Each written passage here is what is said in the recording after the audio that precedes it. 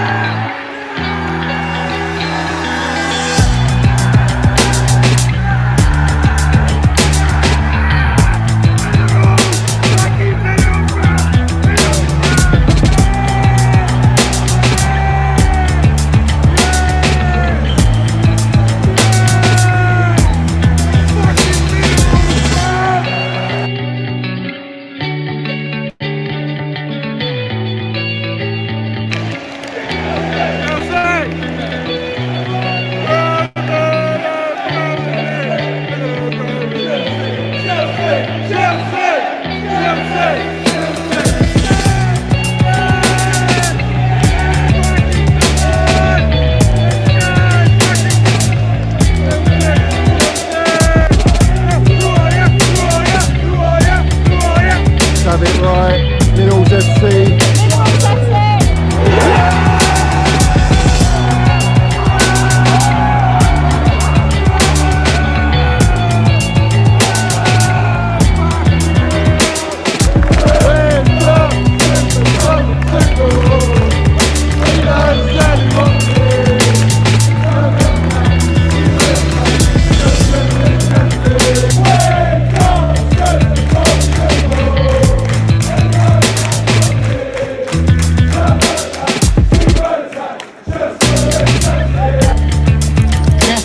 You got the minerals, yeah? Love it. Got the minerals, TT. Hey, Johnny's got the fucking minerals, mate.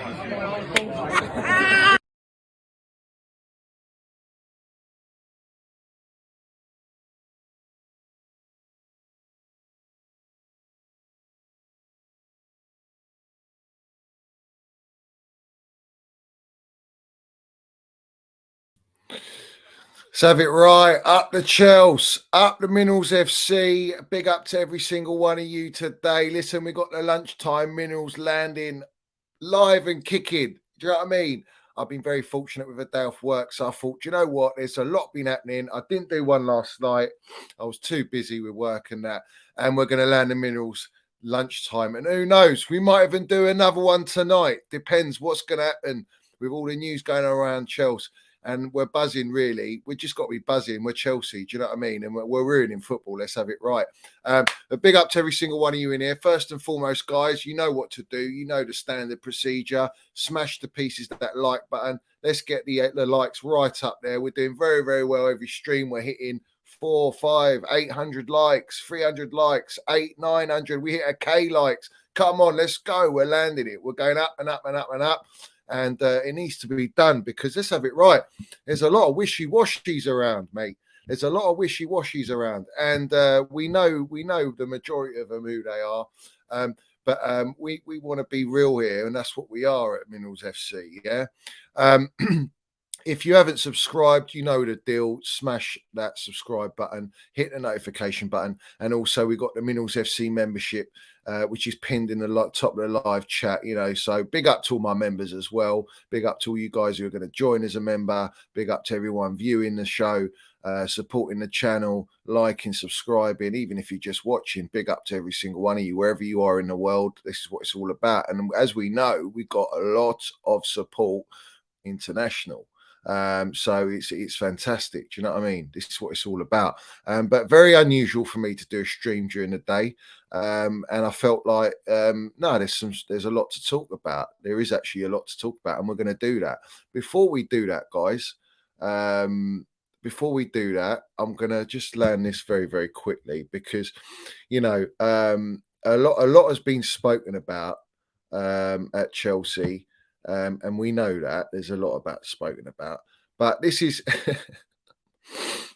all I'm going to say is this: when you talk about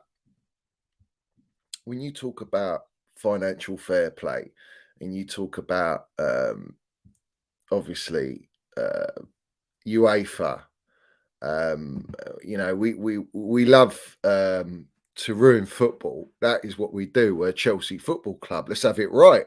We are Chelsea Football Club. And that says it all. And we're going to drink in all their tears. We're going to drink in all their tears. But before we get into the show, I want to land this one because I feel that this is what we're about. This is exactly the situation happening right now at Chelsea Football Club. What I'm about to play you is literally what is happening between Chelsea Football Club and UEFA and all the rivals and every club around Europe, in the world. This is what Chelsea Football Club is doing. Now, you can see Bowley there with his head out there. You can see the Chelsea Football Club there. Well, let's watch UEFA and financial fair play. Let's watch Mudryk. Let's watch Felix walk through. Yeah, with Arsenal, United. Yeah, let's have it. Somebody once told me the world is gonna roll me. We've all seen it. That's it. That's us, mate. That was the Mudryk hijack. Let's have it right. We landed it, bruv. We are landing it, mate. We are landing it. So anyway, big up to every single one of you guys. Let's just run through the comments very quickly. Big up to Leo. This is Lunchtime Minerals. Big up to you. Big up Chelsea Dan in here. My member. We got Sean in here. We got where are we going? We got Femi, Cameron, Dale's in here, Johnny's in here, Curses in here. We got Chelsea Blue and Blue. He says, Chelsea Blue says, don't think Johnny knows how much support he has. We are in the building. Big up to every single one of you guys. Literally. Leo says, hit the likes. You know what to do. Diego Roja's in here. Trevor's in here. Matt Smith. We've got Dino's in here. Big up to Dino, my geezer. Diego Costa. H Talks Chelsea. Come on.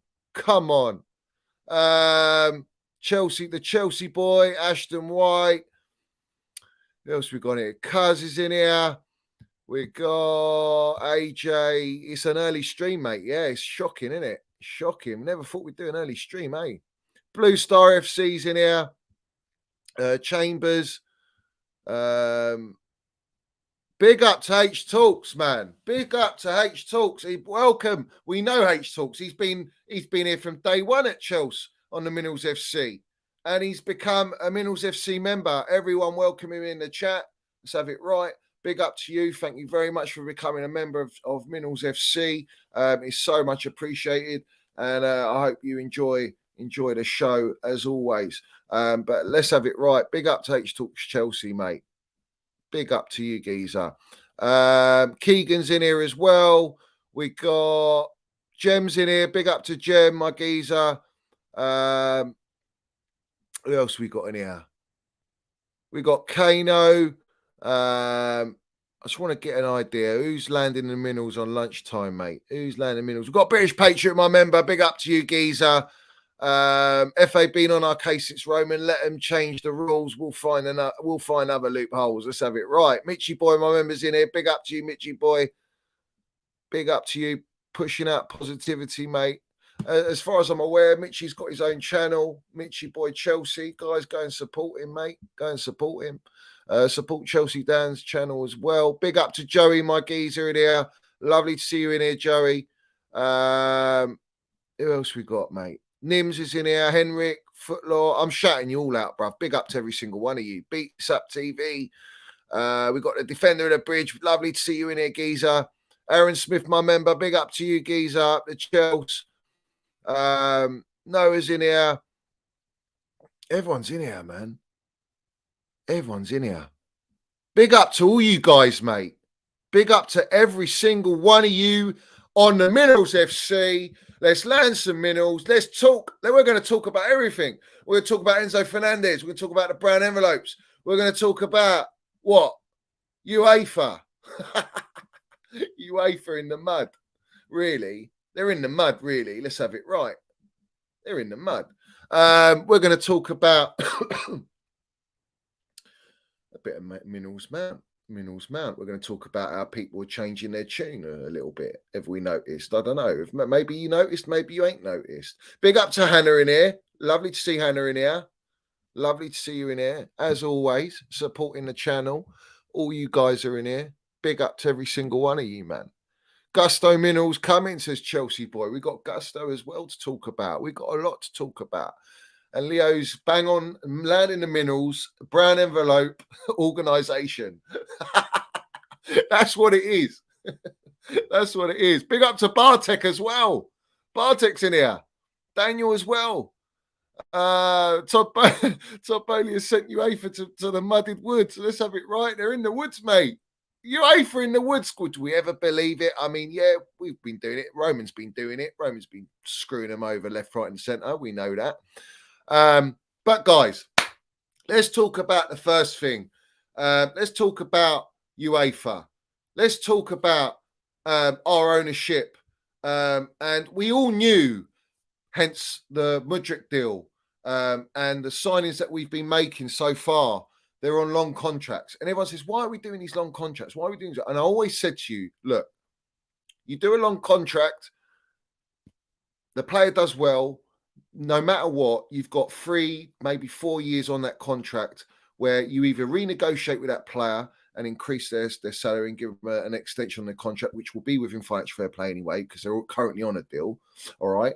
Or you sell them on for big money to wherever they're going to go. So it's a win-win financially for the owners, for Chelsea.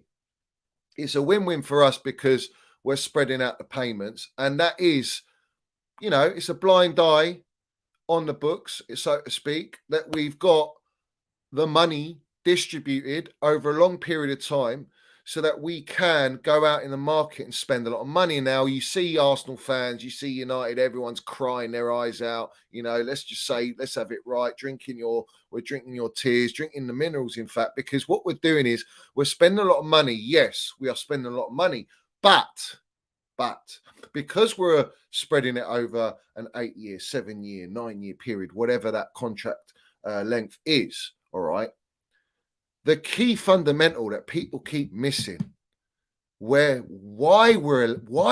we have the power and the muscle to spend this money, is because we're debt free. We're clean on the books. Chelsea Football Club isn't like in arrears. Roman left us 1.52 billion debt free.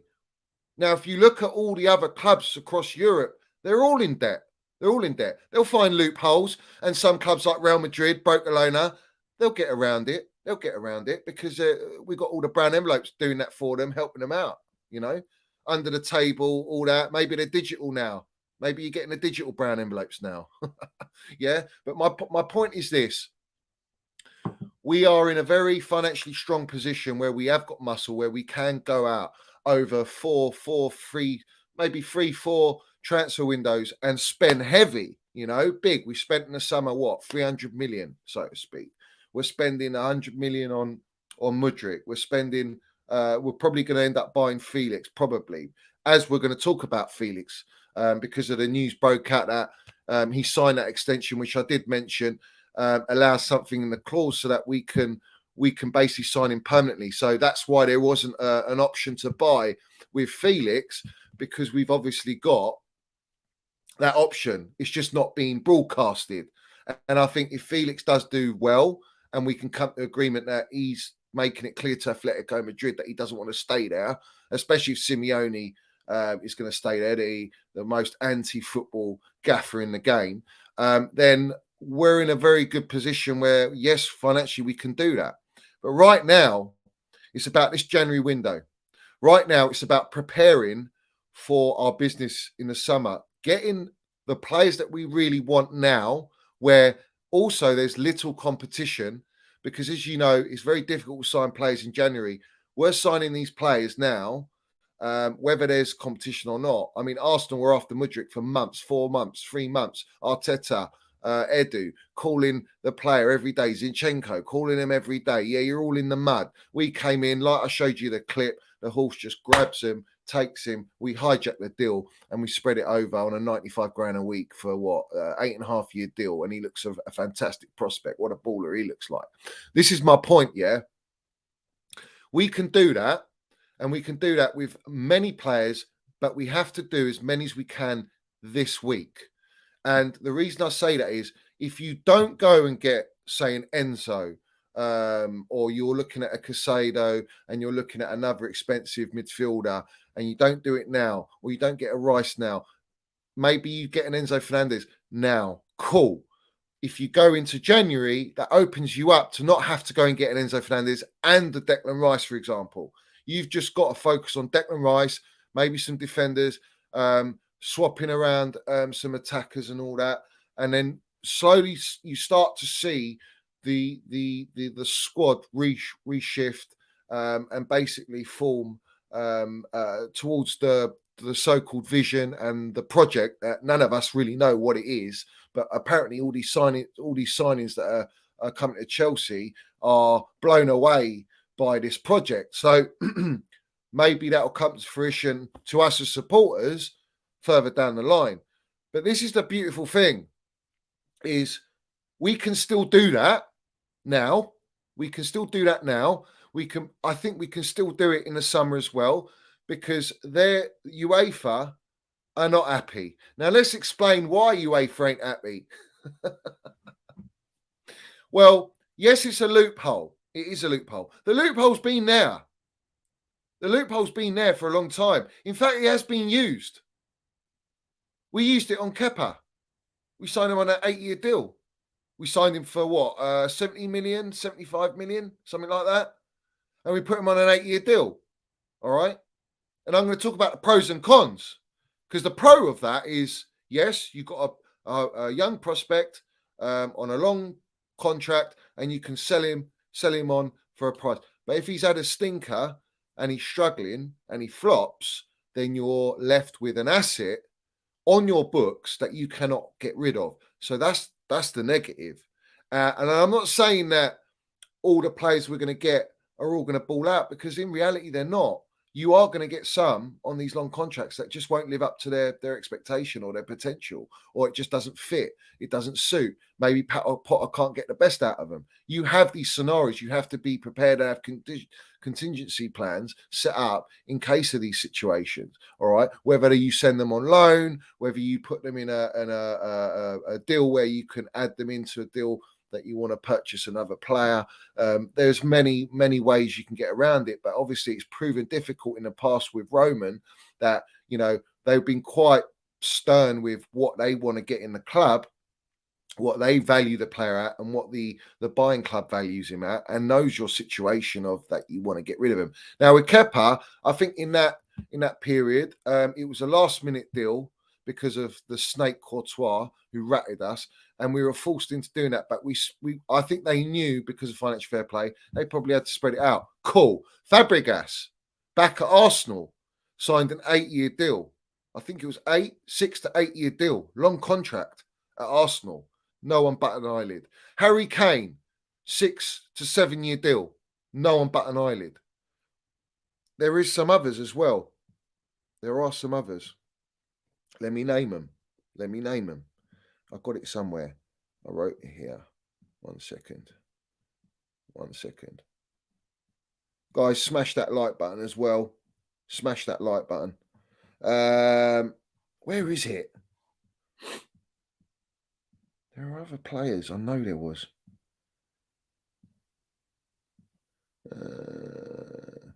Yeah, Messi signed a 9-year deal with Barcelona. 9-year deal, Barcelona. And his wages were astronomical. Yeah. So let's not forget about that. No one but an eyelid for that. Saul Inaki Williams, 9-year deal. Iniesta signed a contract for life. KDB, 6-year contract under Man City. So there are deals that have been done in the past, and no one said nothing. Maybe slightly different circumstances. But UEFA didn't bat an eyelid to those clubs. They didn't say anything to us, maybe because it's a one-off. But now Bowley's gone in They know we've got muscle. We've got minerals. We've got money. We've got it all, yeah? They know this. So, we're buying all these players now on long contracts, and UEFA don't like it. Do you know why they don't like it? Because they can't control the market anymore. It will have a knock-on effect to every other club in Europe where they will approach transfers exactly the same way. And this is all about monitoring their pocket. If they got more power and more play, their pockets are fuller. And that's always been the case. Always been the case. And as you can see, guys, you can see the rays. I mean, I am by the woods. So bear with me with the reflections and all that. Yeah. Obviously, there's a shining light on the Minerals FC. We know that. There's a shining light on the Minerals FC. But this is a point. They're not happy. And straight away, what have they gone and done? They've implemented it straight away at Chelsea. Because of Chelsea, because of Bowley's movements now. They've gone in and said, no, we're going to put a stop to that loophole. So that I think at the end of 2023, I think they were going to do it. It was going to take them longer, but I'm sure they can do it. They'll hire some solicitors, some legal team, and they'll put it out and distribute it out to every club in the world, or UEFA will dish it out. And then we won't be able to do this. But the beautiful thing is we can do it now. We can do it in the summer transfer window. And that's what we're going to do. Carefree, bruv. No debt. All the money. Let's go and land these players on long contracts. So it is an absolute must that we act perfectly from now to the summer in who we sign. Because ultimately, this rebuild could be done financially perfectly. We could sign all these amazing players with years on their side within financial fair play, so we don't get another transfer ban. Let's have it right. We had transfer bans. Everyone knows the transfer ban. We had the Gal Kakuta, yeah? Transfer bans, all this stuff. UEFA hate Chelsea Football Club. It's no coincidence that UEFA go and put in this clause because if it was any other club, I don't think they're doing it. I don't think they're doing it. Because it's Chelsea, they're doing it. Because why? Because there's a campaign against Chelsea. We all know that. As Chelsea supporters, we know that. Everyone else, you're conspiracists. You're mad. Why is it they don't hate Chelsea? They just want to control. No, they hate Chelsea. Chelsea have got a lot of money. They thought we were dead and buried, but we are one of the most financially powerful clubs in the world. And we can go out and spend the money. And we are doing that, and it's rattling everyone. But where does this come from? I believe the Mudryk deal was the final straw because it involved one of their beloved clubs, Arsenal, United, who were in for this. Not United, mainly Arsenal, but you took up Felix and you look at all these other youngsters we're looking at. Look at how we're trying to do the Enzo deal. These are the things. These are the things. This is what triggers them. All the rivals are triggered. They don't like it. Well, jog on, because at the end of the day, we're going to do it now anyway. Irrespective, we're going to do it, aren't we? We're going to go ahead and do it. Because we are the Minerals, mate. Chelsea is the Minerals, yeah? And we'll do that. Big up to every single one of you in here. Smash that like button. We've got almost 200 people in here on a what? Lunchtime. Madness. Big up to Mitchy boy for your Super Minerals. See the plan. Wrongers still in bed till their mums wake them up, being all up all night on FIFA. Acknowledge the plan. I've got to sort this out, man. I'm getting blinded here. I'm getting blinded, lads. Oh, mate. Ladies and gents, should I say? Ladies and gents. Let's try and do it this way. Oh. Let's try this way. Is that better? Yeah. That's better. Oh, the light. The goodness shines on the Minerals FC. Right. Now, UEFA have come in now and they've done this immediately, very quickly, because I think they're fully aware with this loophole at the minute, I strongly believe it's financially viable and possible for us to go and do Enzo Fernandez, potentially go and do a Casado as well. Fuck it. Why not go and do a Rice and an Enzo Fernandez? Let's land the minerals. Why don't you go out and just get the big players you want? Why don't you try and get Mbappe on a 20-year deal? Fuck it. Pay him after he's retired. Do it. You can do it now. There's no cap. So my point is this. They need to act fast this week specifically because UEFA, knowing them, the corrupt mafia rat bags that they are, the money bags that they are, they will probably, more than likely, put this into play by the summer. And that's the thing. Do we want to risk waiting up to that point? I don't really want to. I think now is a time. If you want Enzo Fernandez, go and sign him up now. Get him on the books, sign him up. Now, we're going to talk about Enzo Fernandez, but it's just a beautiful thing that Chelsea are hated and we're sitting 10th. We are 10th in the league, struggling, and we are the most hated club still. Think about that. We're more hated than Arsenal, mate, who are sitting top of the league. Everyone hates whoever's top of the league. Everyone hates them. It's just the going weight. Whoever's currently on top, everyone hates City, really. I mean, not really hate them, but I'm getting pissed off with City continuously winning back-to-back titles. I don't want their trophy cabinet getting bigger. I do not want that. So, at the end of the day, no one likes a club when they're at in a good position. Yeah. And right now, Chelsea in a dire position, and we're the most hated club. And we're touted as Chelsea ruining football again. Well, let's have it right. That's what we do. That is Chelsea's DNA. This is our blueprint to fuck everything up in the game. Yeah. We are that Tony Soprano, mate. We literally go in there and just take what we want, when we want, however we want. Let's have it right. Yeah.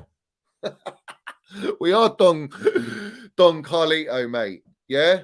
We are that. That's what we are. We can do what we want. And right now, we need to take advantage of this moment in time. So let's talk about also, before I say that, where was UEFA with all these levers? Where's UEFA in financial fair play and levers? Look at Broke Alona's transfer window, and they're broke. So it suits certain clubs, but when it's Chelsea Football Club doing something and they don't like it, no. We've got to put a stop to that. So anyway, it is what it is. Up the Chelsea, up the Minerals FC as always. And let's move on.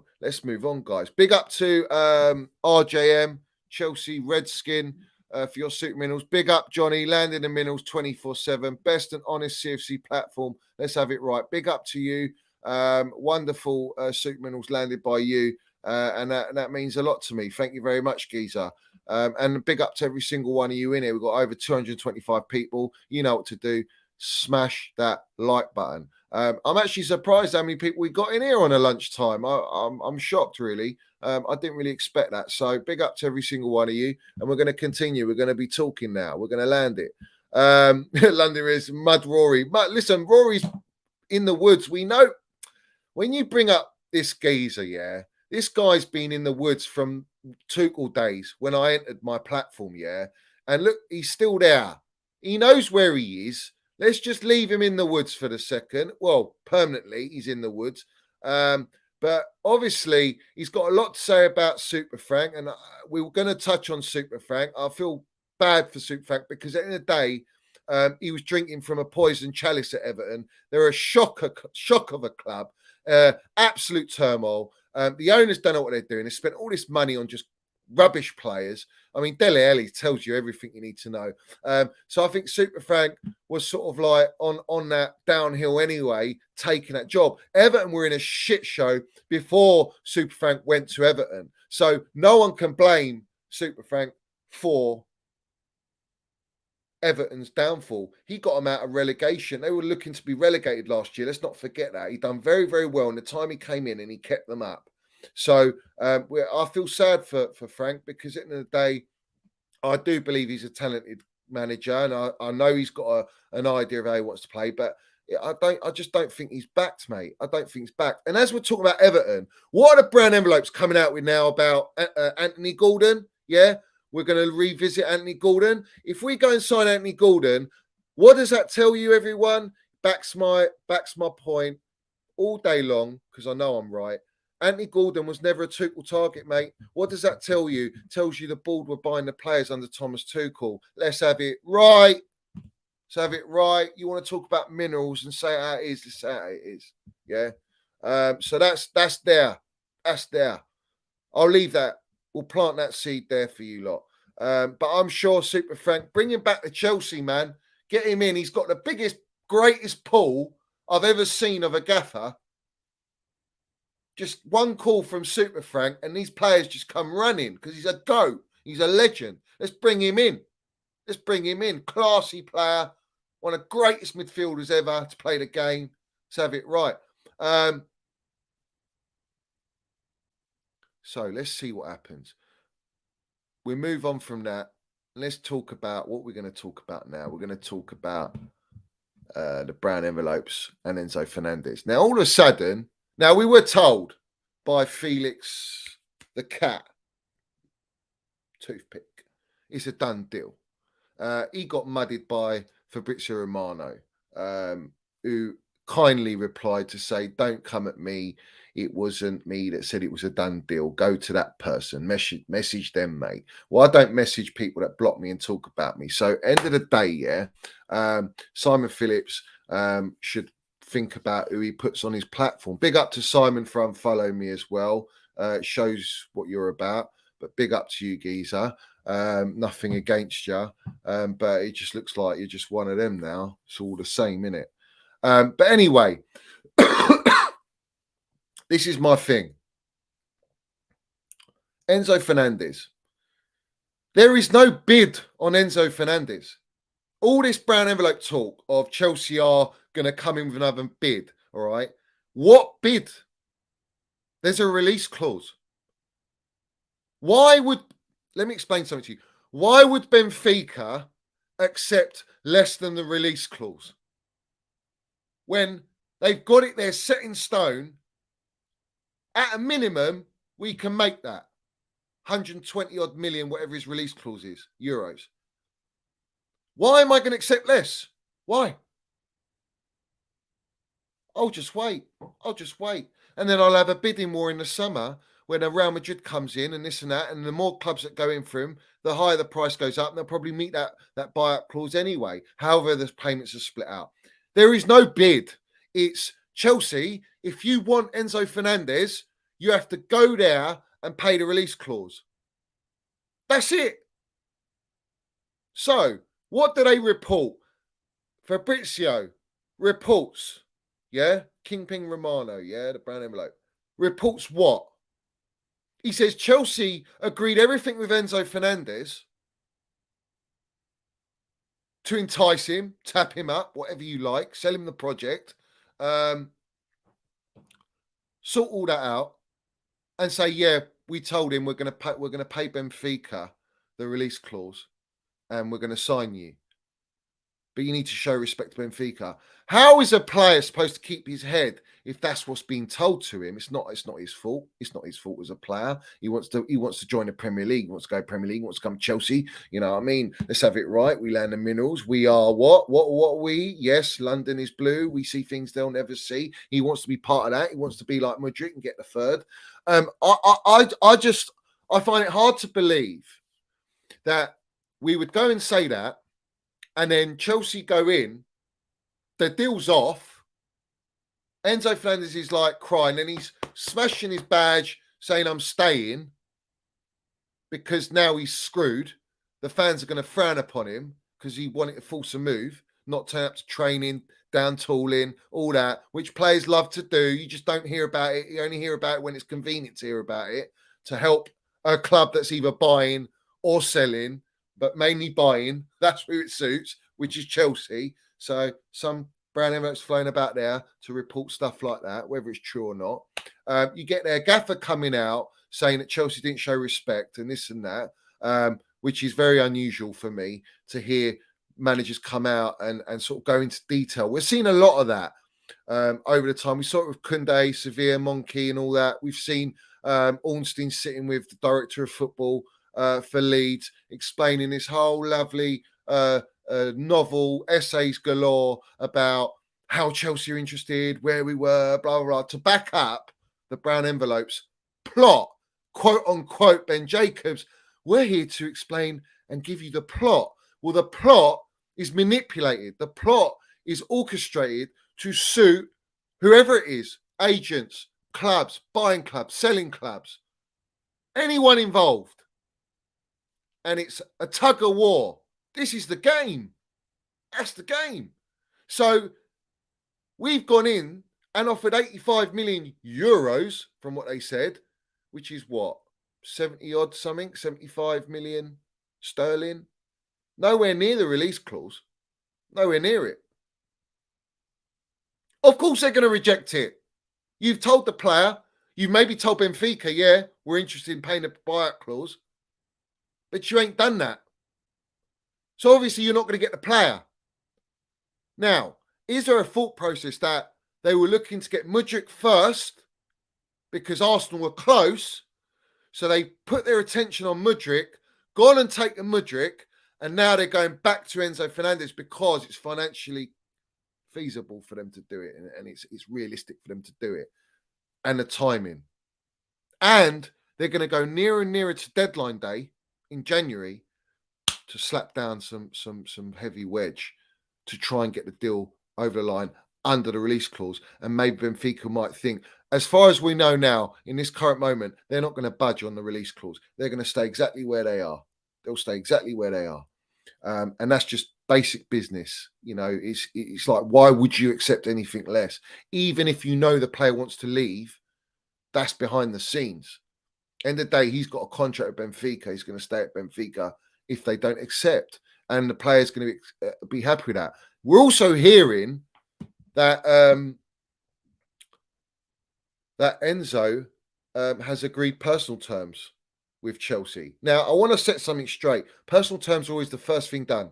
The player always discusses with the player and the club always discuss, and they sort out personal terms before anything's done. And then if that's all cool and you know the player wants to come, then you go to the club and you try and propose, you put bids down, you negotiate, blah, blah, blah. You know how that tune plays out. Well, right now we're at that stage anyway. We're at the stage. Not a done deal, is it? That's not what you call a done deal. So it's down and up to Chelsea Football Club whether they want to risk losing a player of his quality. When I look across Europe, I don't really see, you might see some other players, but I don't think there's anyone better or anyone close to him on that level at a young age with exactly what Chelsea has been crying out for ever since we lost Cesc Fabregas. And I feel like this is that one player that can transform our midfield, can free up a Mason Mount. We can have a DM in there as well. And there you have it. You got your three midfielders. My dream right now, I always said Frankie de Jong. And I think Frankie de Jong and Enzo Fernandez are very similar.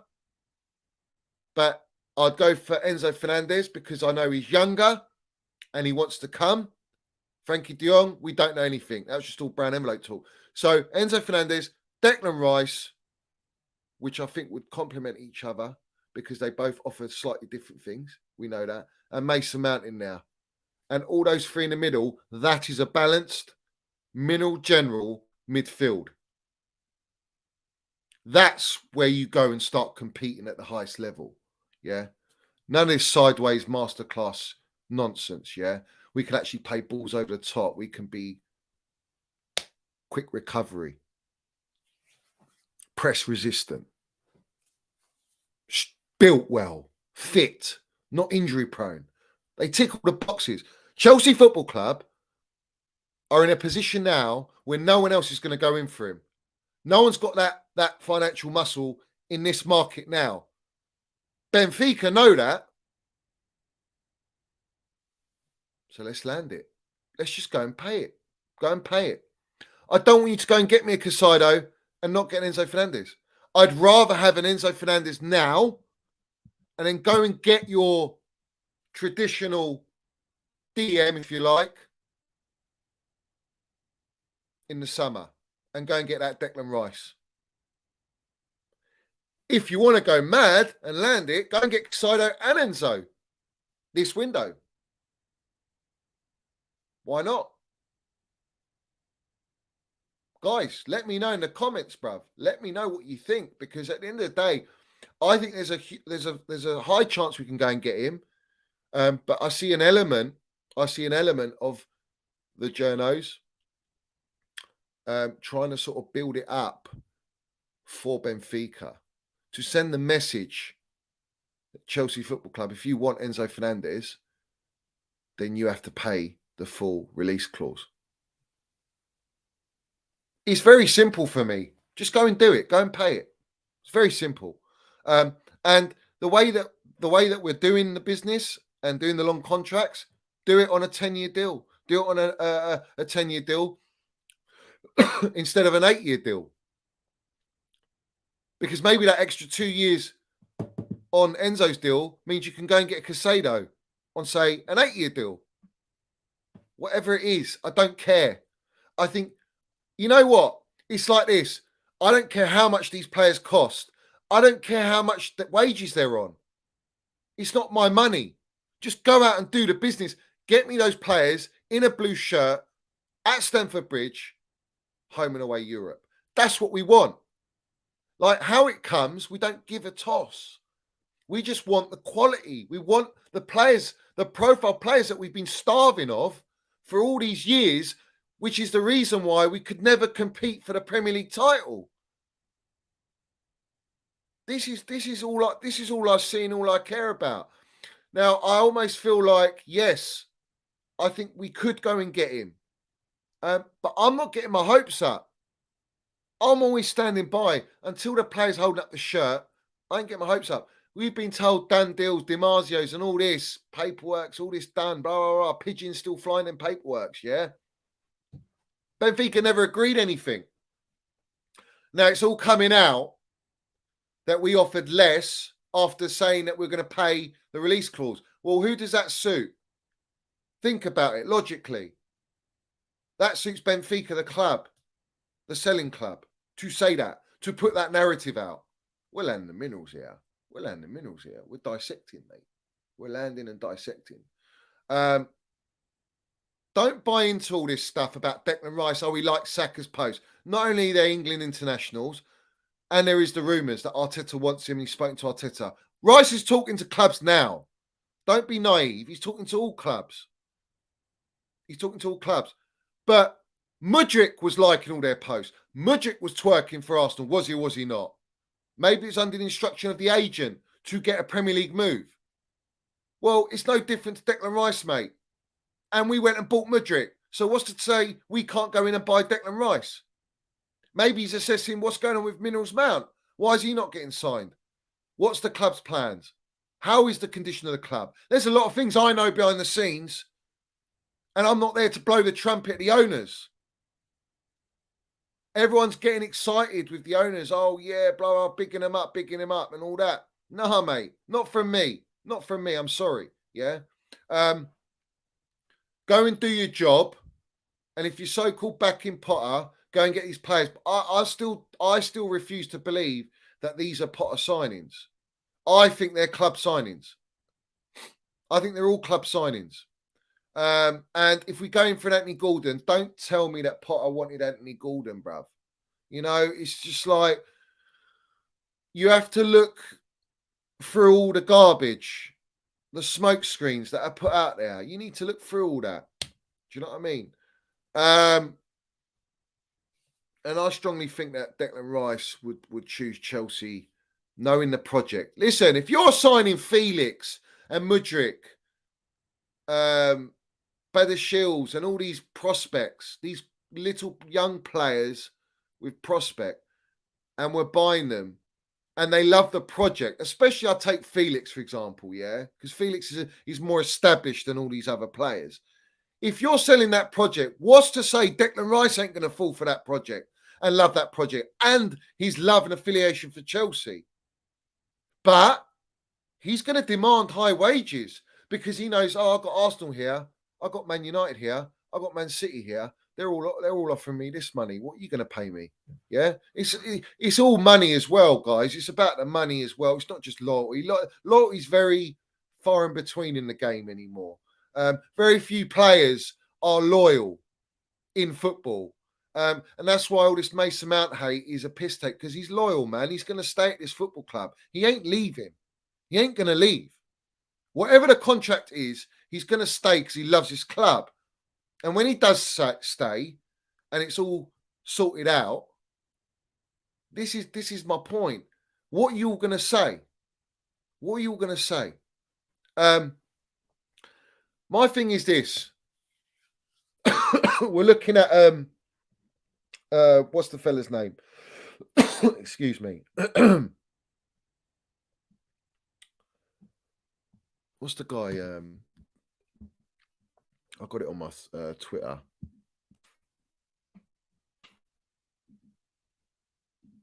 Guys, you better smash that like button. So we're looking at Gusto, yeah? Malo Gusto. Now, I've watched a bit of him. He looks all right. He's not Reece James. But he's a good alternative to Reece James. He might even be that option where Reece James plays right back or right centre back, should I say, and this guy plays right wing back. He gives you more options. It allows. He's a young player that might be prepared to play, under Reece James. I'm all good. We're being told here. What we've been told here.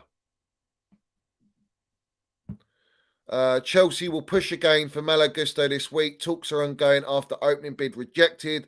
Leo want to keep the right back, but Chelsea are not giving up. Personal terms have been agreed, as revealed yesterday, as Malo Gusto dreams of Premier League football. Now, clearly he'll want to come, but look at the wording. He has to add, Leon wants to keep the right back, but Chelsea are not giving up. That's part of the game. You don't even need to put that. Just put the rest. But it suits Leon to put that, if you know what I'm saying, yeah? So, I'm cool. Go and get him. Whatever. Go and get him. Let's see what his minerals are like in the Premier League. He looks pacey, decent, right foot, good touch. Not bad. I want to see him more in tight spaces. I haven't seen enough of him to see what he's like in high pressure team spaces. But I watched the PSG game he had, the Lyon against PSG, and he looked decent. Very likes to get in front of the ball, no nonsense, get stuck in, likes to play a pass out the back. So he does suit us in that respect, but he ain't going to be a Reece James. We know that. No one is. So I'm all for that. Let's go and get him. But that deal might hold off until we get Enzo Fernandez over the line, because I think Enzo Fernandez is the tough one. It's sort of like the make or break signing. It's a signing for me, the way I look at it, potentially could kick us on for Champions League. It would help us in the midfield massively, because it's the midfield where we're struggling as a team. Why all our attackers are struggling, forms out the window, no consistency. It's our midfield. Our midfield is bad, bad. It's nowhere near good enough. And anyone who tells you different to support players that are in our midfield is lying. The last game tells you we played Lewis Hall and Gallagher with Jorginho. It's not the right profile, not right ages. Jorginho only won with experience, and that showed in that game. Nothing on the kids, but we need to think about seriously competing, and we can bed these players in. We can bed these players in, because they're not like Mason Mount, Reece James, who've had that elite Champions League, winning run, Super Cup, Club World Cup, performing at the highest level in difficult periods as well at Chelsea. They haven't had that. So they need to be bed in and learn Potter's system, blah, blah, blah. The midfield needs to be addressed. We bring in Enzo Fernandez. He transforms us. Why does he transform us? Because we don't have in Kovacic, Kante, Jorginho, who are our first teamers. Let's have it right. We don't have any of them that can do what Enzo Fernandez does. They cannot do that. Deep line, they cannot do it. They cannot do it. Kante is an exception for me because that's not his role anyway. But when you look at Jorginho and Kovacic, and they're meant to be those progressors or those ones that sit and try and dictate the play, well, they're not as good as Enzo. What Enzo offers, are they? Let's have it right. So let's go and get Enzo Fernandez. Let's see what happens. Let's not get too excited. But I think if we do sign him, it's going to be a buzz. It's going to be a buzz. And we're starting to see form throughout the core of the team developing, and that's what I want to see, guys. I want to see that. Yeah. Let me just run through. Guys, let us know what likes we're on as well. Keep monitoring that.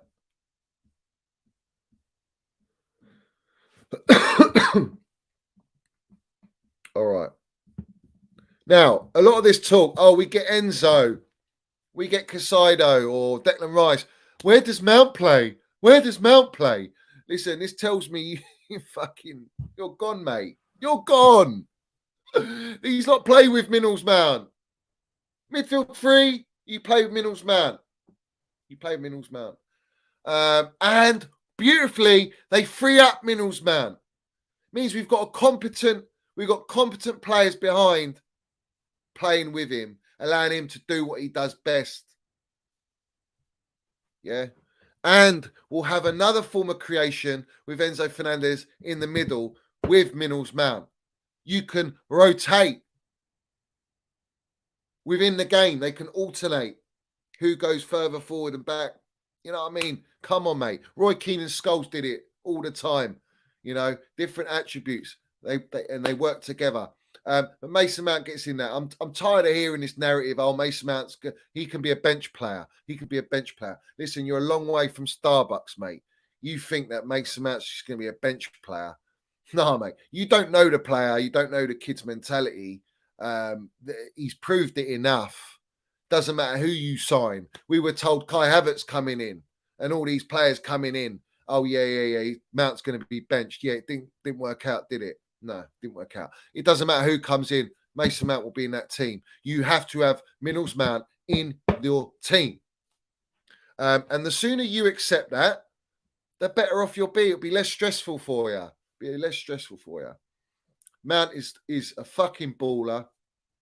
He's proved himself. There is nothing he has to say or do to anyone. These haters are always going to hate. When he signs, they will continue hating, guys, because they're just agenda merchants. That's all they are. Look at little Mizzy. Oh, yeah, coming out and Eunice going to back him. Oh, you know, he's doing this. It's not the intention. No. You put a failed comp out, which was a piss take, comical. Your agenda on Mount has stunk for God knows how long. And you want to cry like a bitch because everyone's coming at you. But then you're smiling on stream with all your little cronies, yeah, smiling because, oh, look at the turmoil in the last 24 hours. Well, that's what giving you clicks and views. That's the part of the game. They use Mason Mount to get all the clicks. I don't use Mason Mount for clicks. I use Mason Mount because I love the player, I back the player, and when I hear bullshit about him, I'm there to talk about it and protect and defend him. Yeah? Very few platforms. There's hardly any platforms in the game that relentlessly will back not only Mason Mount, but certain players that get all the fucking stick. And this is the problem. It's the problem. It's all clickbait. It's all a joke. Contradiction. There's no support there. So at the end of the day, guys, Mason Mount, when he signs, get used to it and just back the player. It's very simple. Just support him. But the agendas will always stick. The little digs will always come out. They'll always come out. Oh, he's a bench player. Don't pay him this much. Don't pay him that. Same old narratives, man. It's always the same old narratives. What are you fucking worried about? What he signs on? Does it matter to you or your pockets? It doesn't. So when Enzo Fernandez comes in 300 grand, are you going to go, oh man, 300 grand? Why is he getting 300 grand? He's 21 years old. He hasn't even played Premier League football. No, but it suits that because you want the player. You like the player. But it doesn't suit you on Mason Mount because in reality, deep down in your gut, because you ain't got the bollocks or minerals to be ballsy about and stick by it, you don't like Mason Mount. That's the reality. It wouldn't get under your skin what he gets paid if it wasn't that. You'd be like, okay, cool, whatever. Now, the narratives are changing now. The narratives are changing on Mount. Oh, I understand now why Mount wants, to be valued. When they all take the piss out of the fact that he wants to be valued, which is what the brown envelopes have pushed out. Another agenda there. But they're all right with that. They understand that. Oh, he wants to be valued now because, we understand that Kai Havertz is on this wage and that wage and this Koulibaly, Lukaku. What have I been saying all this time for months? What have I been saying all for months? And it takes these little robots, clickbaiters, to come out and say it now because you've been attacked. Let's have it right. Middles FC lands wherever the fuck I go, and I'll say it as it is. Say what it is. Say it as it is. Be real about it and understand it from all contexts, all angles. But you don't. You only look at it because you want the attention and the clicks. And I can't stand that shit. Especially when you're using Minerals Man, a player that loves his club. He loves his club. He's delivered at his club. He's delivered at his club. 3 years he's been our best player. 3 fucking years. And you go, oh, look at the squad, this and that. What about the squad? The squad, how else is everyone performing? Everyone's going, oh, Mount, stink of this, stink of that. What about everyone else? They're praising Ziyech. Are you taking the piss? Ziyech has been shocking for how many years at Chelsea? Wants to leave. Pulisic wants to leave. Oh, but if you put a failed comp on Pulisic and Ziyech, you don't get the same agenda. Well, why the fuck would you? Why would you? They don't want to be at the club. They haven't served what Mason Mount served. Every player that's coming at this football club on high wages ain't performed nowhere near Mason Mount. So, of course, he deserves to have a right and say to the club, I want to be valued, just like all these other players. It's common sense, mate. It's the game. These lot don't understand it. And they have all these platforms and they go out and spit their garbage. It's nonsense, mate. So wake up. Smell the coffee, drink from the minerals and not the poison chalice and all the brown envelope narratives. And that's it, bruv. We move and we support our player. The amount of hate that Mount gets the most hate out of any other player on the platform. Social media-wise, Mason Mount gets the most hate. He's even getting hate from fucking Liverpool fans. It suits Bowley to get the old big platforms from Liverpool to say, no, we don't Mason Mount. Why does that suit Bowley? Why does that suit Chelsea in contract negotiations? I'll tell you why, because he's a very dirty tricks, and it's tricks in the game. If you're smart and you get it, you get it. The reason they do that is to push a narrative that these Liverpool fans don't want from these big platforms that don't Mason Mount. So what happens is the owners will look at when they negotiate a Mount and go, well, they don't actually want you at this club. Yeah, the club want to bid for you, but look at the fans. They don't want you. They don't want that. We love you here and this and that, but yet you're turning the whole fan base of releasing bullshit about 300 grand a week he demands, about rejecting contracts and this and that. All this nonsense. Let's have it right, man. Let's say it how it is. Let's be real about it. Let's be real about it. At the end of the day, where is the protection from the fan base on your best player for 3 years that wants to be at this club, has won you trophies, has delivered? For example, take Mason Mount when we lost Chilwell and Reece James, that whole period. Take his goals and assists and his performance. We ain't getting top 3, mate. We ain't getting top 3. You're having a laugh. Take away his goal. Even though we didn't win the game, we got knocked out unfairly because the ref was a wrong one. The Real Madrid Bernabeu game. Who was the one to score from outside the box? The first goal to give the team a lift and the belief. Mason Mount. And we go out and we go for that. This is what I'm saying, guys. You've got to understand there's more to context than just stats. It's his attitude. It's his example. It's the way he is. He turns up to England camp with his Chelsea bag, mate. He loves Chelsea, man. Oh, it's not good enough to work hard. He's not good enough to be the best trainer. He's not good. What? Why is that not good enough? Where is that? Where's the same standard from all the other players, but no one gets the same amount of hate because it doesn't suit the narrative. It doesn't suit what they're saying. That's why. So they'll dismiss it, blindly dismiss it. Well, that's where I come in. I don't acknowledge it. The amount of people I've seen sell Mount. Oh, don't give him a contract, bench him, this and that. Oh, bench him now, bench him now. Bench him for who, you muppets? Bench him for who? Do you not ask yourself why Mace is struggling in the team right now? Or why Kai Havertz is struggling? Why fucking Ziyech is struggling? How many goals and assists is Ziyech producing, mate? All I'm saying he's our best player, is he? Best frontliner? Why? Ask. Balance. Team. It's called team. Tell me all the players that are playing at a fucking unbelievable level for Mount to be that shocking. Come on, bruv. Like, where are we going, man? You dismiss the midfield. You can't dismiss the midfield. You cannot. All the transitional phases are all mixed up. Wrong. Players out of positions when they get the ball. Where's the outlets? Where's the understanding across the team? The balance, the chemistry? There is none. Where's the consistency? There is none. But we'll dismiss all of that and we'll just leave our agendas on Mount and we'll blame Mount. And just he has to be dropped. He has to be dropped. Like he was dropped for all the others. He was dropped for all the others. And somewhere he was injured. And where did we didn't win the game. You know what I mean? It's just like, where do you want to go? You've got to understand it's a team game. It's about the team. And right now we are struggling in serious areas of our team with quality and injuries. It's going to affect everyone. But because Mason Mount's been carrying us for 3 years, literally carried us, it's like everyone expects that. Everyone expects that from Mount.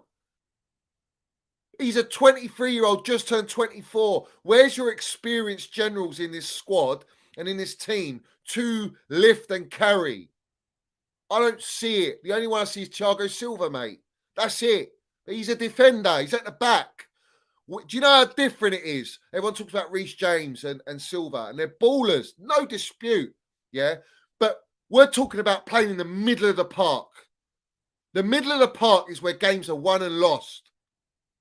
Do you not understand in football, the midfield is the heart of the team? And if all those components are not correct in that midfield, and you're not paving over the cracks, you're not covering up the deficiencies or finding solutions to deficiencies like Tuchel did and Potter ain't, then what happens? You get exposed even more. And that hurts Mount. That hurts Kai. And we got injuries, so we can't even rest them anyway. You know what I mean? It is what it is, man. Like, I'm not going to keep repeating it. If you get it, you get it. If you don't, you don't. At the end of the day, if you don't and you want to stick with your agenda and you want to keep pushing your agenda, push it all day long, mate. But I'll fucking come coming. I will come coming like that until you stop. It has to be stopped. Because if you don't do it, you're feeding into everyone else that's got the agenda. And it's just not healthy. It's not right. It's disgusting. The amount of smack I'm hearing on the timeline. And it's not only that, it's just like, it's the indirect digs. The indirect digs, man. Indirect digs. So,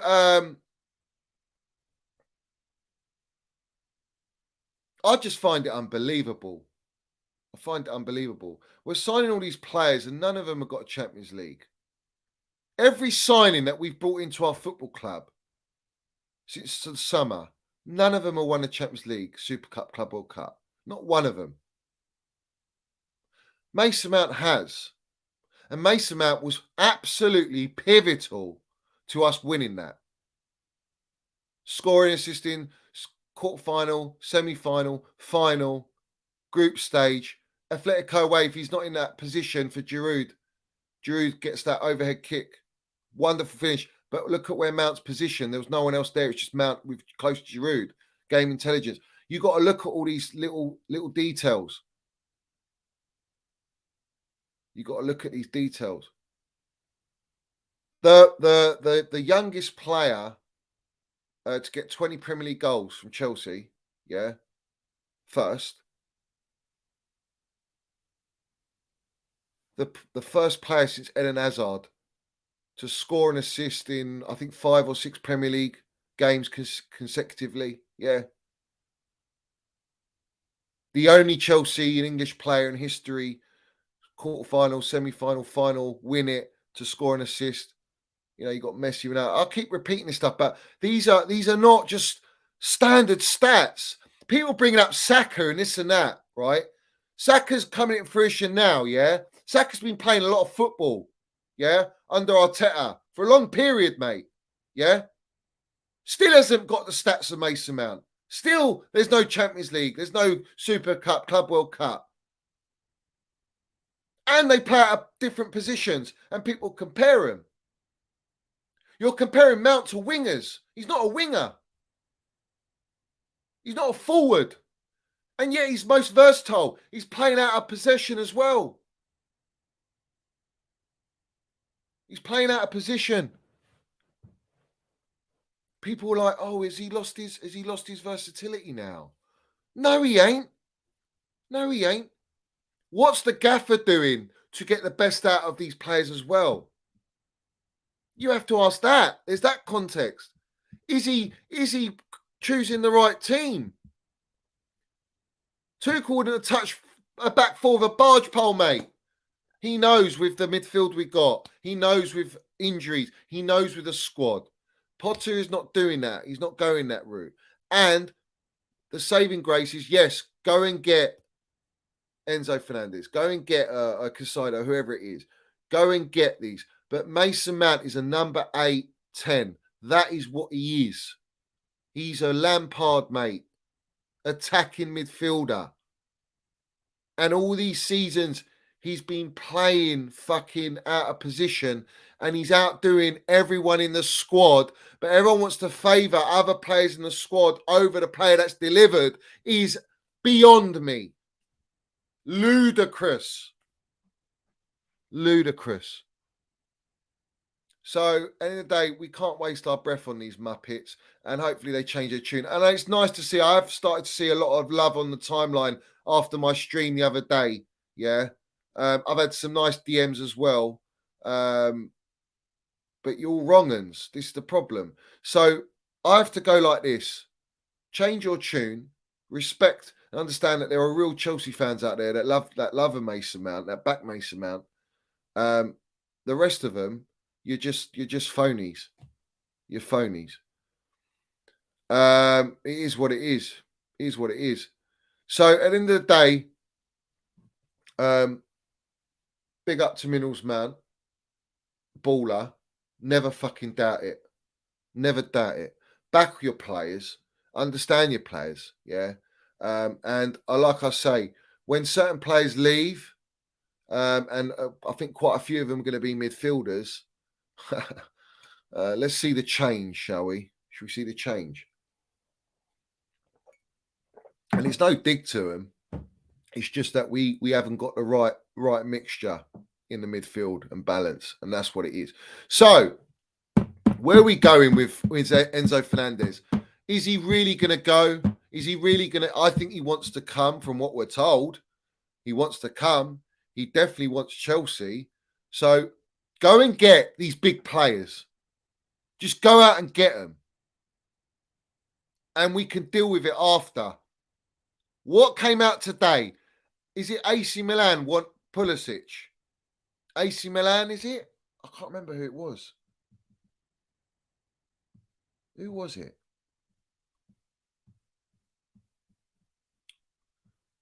I can't remember. Who reported it? I'll get it up now. Hold on.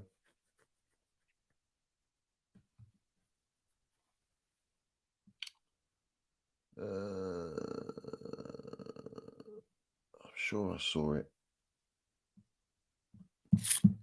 I can't. It was Milan. It was Milan. I'm sure it was Milan. Or after Pulisic, go and sell him. Get rid of him.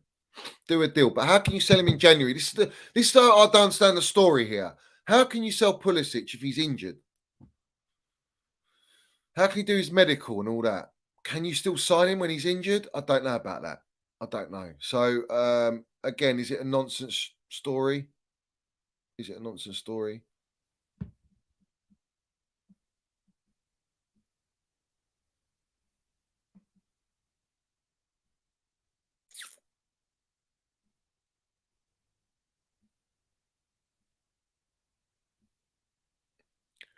And Ziyech. Ziyech came out as well. The story on Ziyech. So, get rid. Get rid. We got Felix Mudryk. We got Noni. Let Pulisic and Ziyech go. Surplus to requirements. Not good enough. It is what it is, guys. Let them out. Then you start to see a change. It's refreshed. What have you noticed with these signings, apart from Felix, which he's quite a strong fella anyway, but the other two, physically strong, good built, pace, technical ability, hopefully versatile. That's what you got to look. Midfielders, you look at our midfielders, you need them all versatile, technically good, offer what we want in that role to a top level. And then you look at the back line. Can they play back three? Can they play back four? How are they playing out the back? Are they technically good? Are they strong enough in the air? Badishile looks like a real baller. And look at the height. Look at the difference, the protection he gives on that left-hand side. We had it with Rudy and we lost that. Koulibaly is struggling. But do I think it's right to just sell Koulibaly? No, I mean, I think why sell him? Obviously, he's on high wages, isn't he? He's close to 300 grand a week. It's ridiculous. You signed Koulibaly on 300 grand a week and we won't pay Mason Mount. It's fucking madness. And the funny thing was, I heard, oh yeah, under Roman, yeah, you were going to get that contract, but it's a new ownership now for Mount. It's a new ownership. It was a new ownership for Reece James, and he's bagging 250 plus. So it's like void. Big up to all you guys in here. I want you all to smash the like button. We've got over 200 people in here. Let's smash the like button, guys. Let's smash the like button.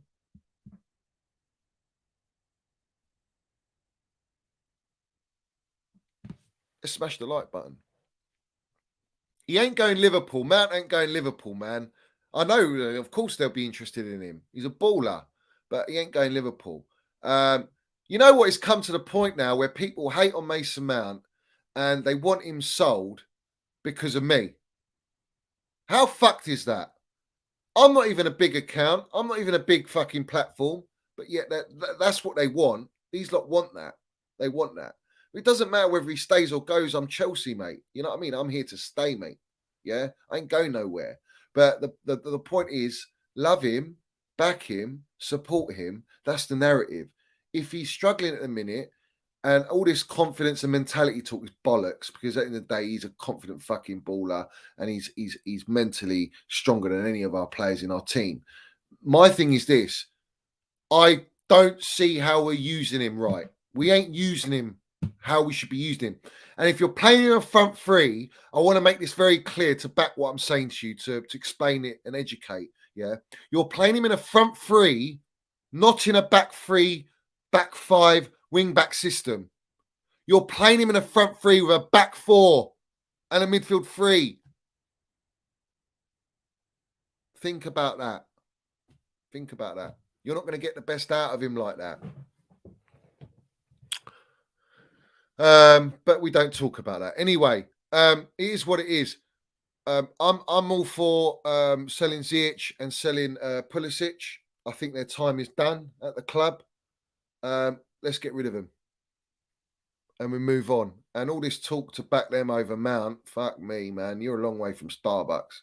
Seriously. You're drinking piss, you lot. But that is what it is. That is what it is. I want this midfield sorted ASAP. And if we sort it out, I strongly believe we can go on a Champions League run. And to all the Muppets saying to me, I'm Mount FC, yeah? Do you know what's funny, right? You get all these comments, stop bringing him hate. Stop fucking, you do this. It's all you. You done it. You created this, right? It's laughable when you got 98% of the fan base giving him hate. So for me being positive, I'm creating it? Come on, bruv. What logic is that? What logic is that? It's ridiculous. You know? Try not hating for once. Maybe that'll help you. Try not hating. Big up to Just Call Me Dave, my member as well. Big up to you. Big up to you.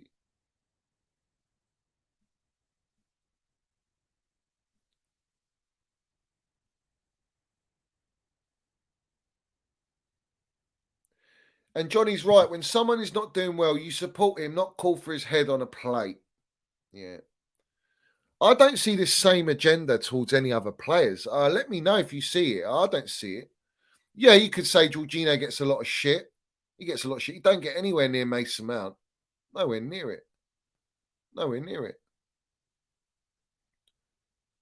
And to an extent, I'm saying to you, the midfield struggling. It also struggles with Jorginho not having the experience around him or the right profiles around him. It's difficult, mate. It's not easy on him. But this is my point. That affects not only a Jorginho, it affects your frontline Muppets. It affects the way you play. Oh, man, it's just like trying to talk to children, man. It's jarring.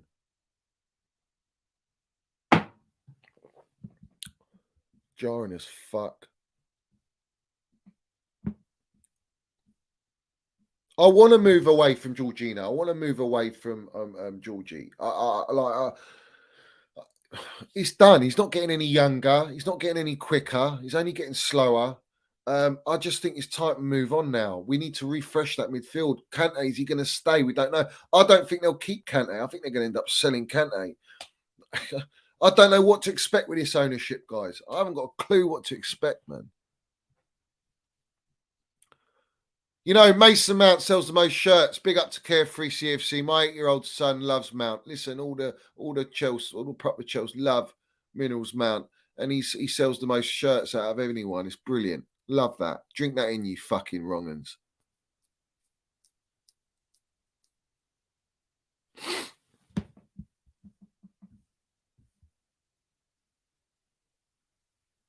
Yeah, Devendra Bridge says that's because 98% of the fan base is made of plastic, bruv. Not wrong. Not wrong. There's so much of it, man. So much of it.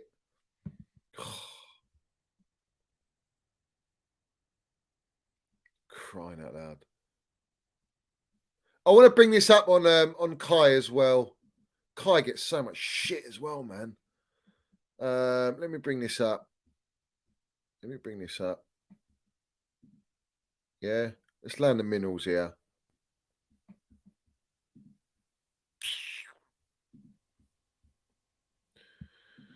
Let's just refresh all the wrong-uns' minds. Let's refresh them because they all got memory loss. A lot of these people, they've got short memories. Yeah, let's land it now. Let's land this. Now he deserves that, you know.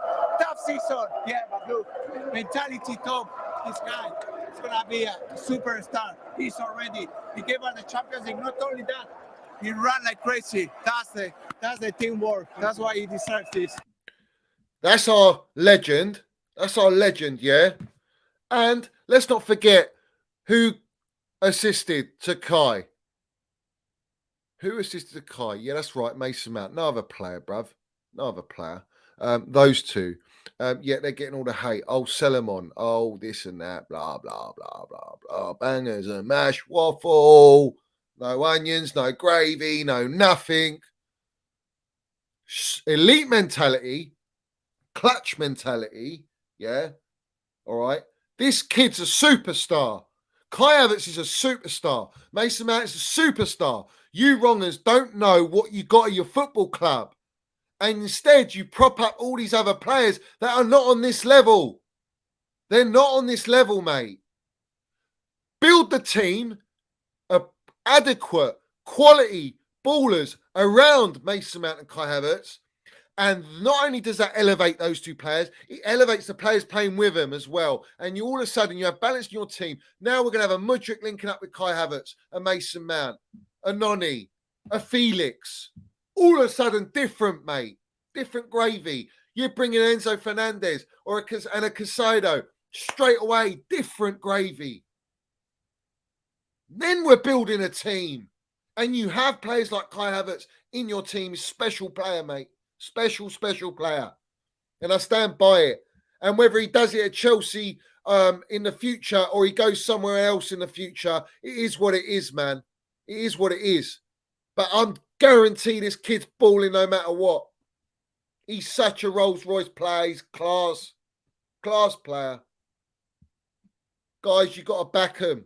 Honestly, you got to back these kids. Don't let the movement of these wrong-uns in the game, the agenda merchants and the brown envelopes, push out Kai and Mace. Don't let them do it. I hear them fight all the way, mate. All the way. I back these boys. I believe in these kids. I believe in them. And they delivered already.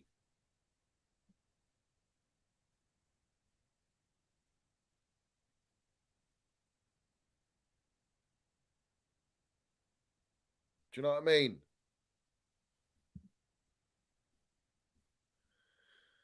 So it is what it is, guys. It is what it is. We have to respect that. And let's play this. If he thinks like the publicity he's give young Frank there warrants it. All right, I want to bring something up now. Now, we're going to bring up Super Frank. He's the benchmark, yeah? He's the benchmark. He's our greatest player at Chelsea for me, yeah? He's the benchmark at Chelsea Football Club. If you want to be on par or try and beat any player at Chelsea Football Club, obviously you've got the greats, Osgood and all that, but I'm and Zola's, all that. But I know Hazard as well. But my thing is Frank Lampard, along with Terry, but Super Frank is just how he was frowned upon at a young age. And he got vouched for by Harry Redknapp. And we're going to play this clip, all right? And everyone knows it well. And he was vouched for and he delivered. And look how he proved everyone wrong. The brand envelopes wrote about him. Oh, 10 million, so much money on a player like Super Frank, this and that, and Frank Lampard, blah, blah, blah. Wrote him off before he'd even started his career at Chelsea, yeah? Come to Chelsea, first 3 seasons, all right? And he'd done very well. And then we went on to win our Premier League after that, yeah? But listen to what Harry Redknapp says about Super Frank at a young age. And this is Frank Lampard's reaction to it. Harry, if he thinks like the publicity he's give young Frank there warrants it. Because personally, I don't think he's quite good enough yet. He is good enough, and he definitely will be good enough. I tell you now, you can sit in front of all these people. I tell you, without any shadow of a doubt, there will be no comparison with what Frank Lampard will achieve in football and what Scotty Cannon will achieve in football. He will go right to the very top, right to the very top. I feel very thankful to Harry Redknapp for giving me the opportunity and backing me in that public way. But the reality is that sort of stuff's going on social media all the time with players these days. And I think that people should maybe check themselves when they talk negatively about people, because I remember being very hurt by it. So it's all good saying now I'm much tougher for it. I think the reality is that people shouldn't speak that way. But my big takeout was Harry defending me, and I'm pleased I managed to not be a dud that made him sound like he was right at the time. Let's have it right. Let's have it right. Yeah? Understand what Frank's saying now. All right?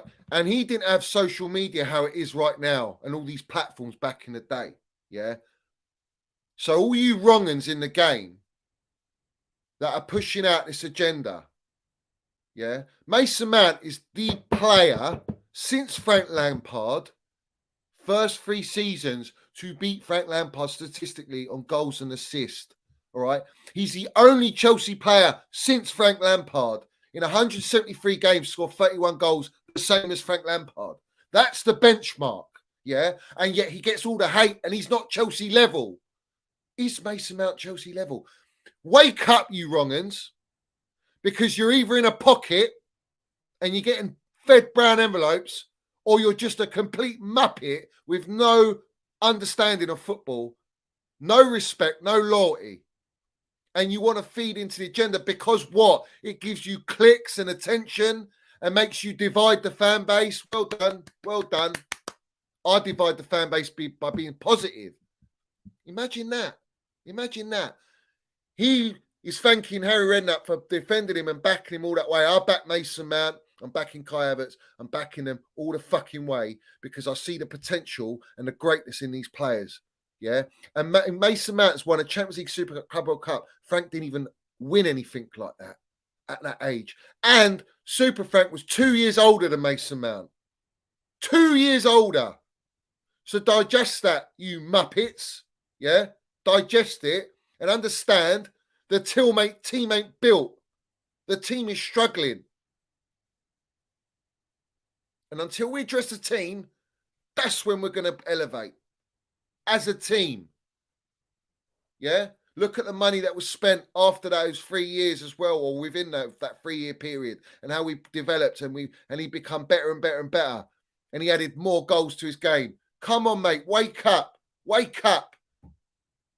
Frank's sending a message there now because he sees all the hate. And who vouched and brought Mason Mount to Chelsea Football Club? Who vouched for him? Who put his faith in him? Who backed him? Just like Harry Redknapp backed him. Frank Lampard backed and vouched for Mason Minerals Mount. That, take note of it and understand it. Don't be a plastic. Don't feed into agenda and be just a sheep. Respect the player and respect your GOAT, Frank Lampard, as well, because he knows, just like Jody Morris, what a baller Mason Mount is. Joey Cole, if you got something on Mason Mount, then I think you need to check yourselves. Joey Cole. So you're hearing your legends at your club and you go out and you push this narrative on your stinky platforms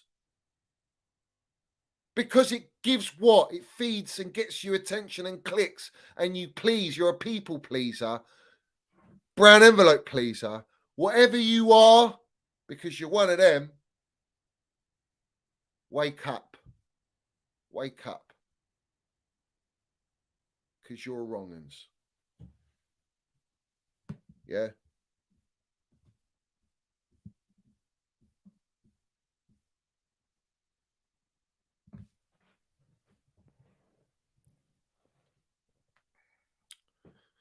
Frank Lampard brought through the fucking ballers we got at our football club. He was the reason we pulled certain players at our football club.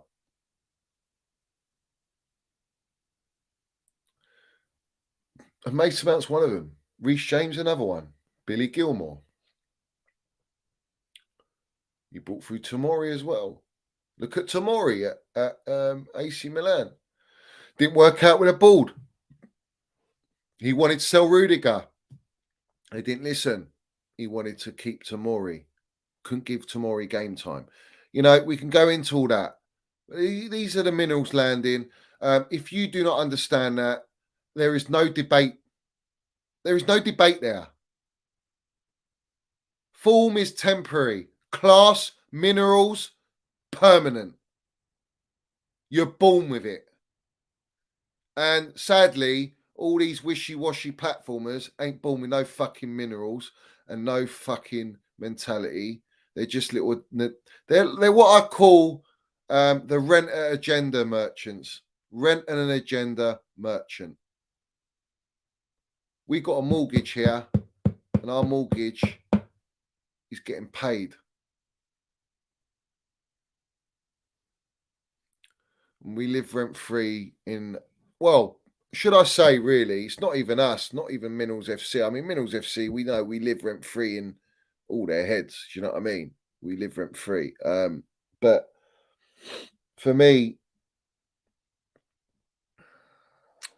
personally, you know, this player lives rent free in all their heads, literally. And like I say, don't bring up the history. Don't bring up the history. Well, listen, Chelsea's history, we bring it up continuously. We fucking mud our rivals with our history. Yeah. But it doesn't suit your narrative with Mason Mount or a Kai Havertz. It doesn't suit it. So you say, no, stop living in the past. But it's the past that brings you to your future, and you build upon that past for your future, and you lay the foundations. And right now we've got all the European pedigree, the biggest club in London. We've got 2 Champions League because of these players. And it's like, it's the biggest trophy to win in club football. Champions League is the biggest trophy. The most elite trophy. It's the most fucking craved. It's the Holy Grail. It's been the Holy Grail for Chelsea when Roman joined Chelsea. It's the Holy Grail. And we've gone and won it. And Mason Mount and Kai Havertz is the second one we won. Look how long Frank Lampard, John Terry, Drogba, Ashley Cole, all the goats in our team, that generation, a great world-class team. Look how long and how hard it was for us to win the Champions League. I know we got robbed a few times, but I'm saying, look how hard it was. Look at Mason Mount and Kai Havertz. Other players as well, Kante, you know what I mean? All the other players, Reece James in there, Thiago Silva, Rudiger was immense, Christensen. We can mention all these players, but I'm saying when it comes to the clutch moments and you need to score goals, goals win you games. You need those assists. You need those goals. Mason Mount, Kai Havertz step up. And you cannot take that from them. You cannot erase that. You erase that, you erase your Champions League. Don't bring it up in debate with rivals, because they're the reason you've got that Champions League, to banter them, to mud them. So you respect that and you give players time. Every player goes through bad patches. Every single player. Hazard went through a whole fucking season without a goal for what? 58 fucking, what is it? 500 and something hours or whatever without a goal, Premier League goal. He had the worst season, disappeared for us for that whole season. Did we not look at the team? Did we not look at how he was being played? No one touched him. He's a baller, carried us so many seasons.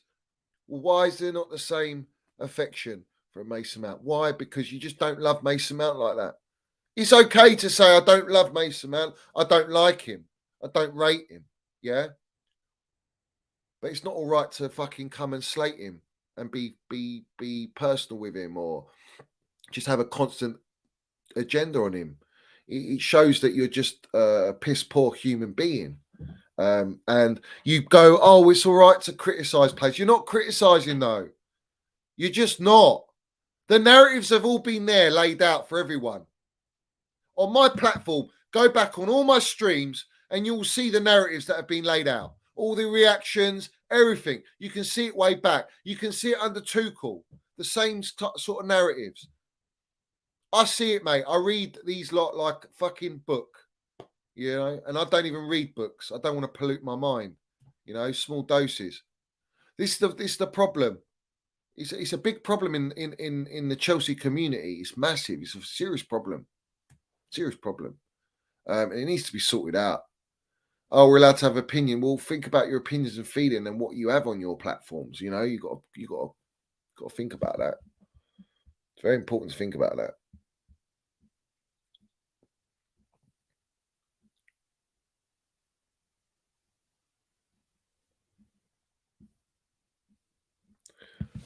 How can you not like Mason Mount? How can you not rate him? How can you not think he's a baller? He's astounding to me, because it doesn't suit their narrative. So they're going to go with it. Yeah. If that's what you want to be like, then be like that. Be like that. Yeah. But to me, you're a wrong un. You're just a wrong un. Just a wrong un. So anyway.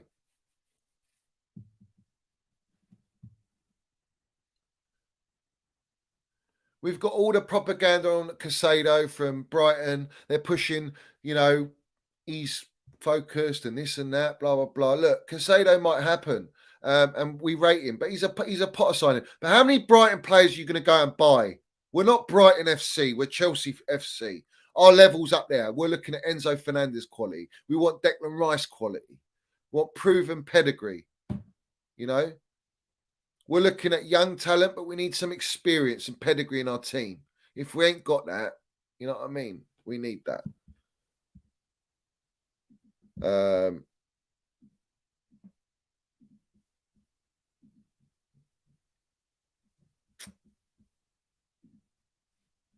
Hold on a second, guys. What likes are we on? Guys, what likes are we on?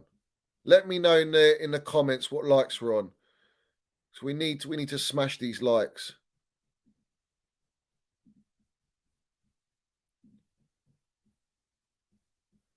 Um,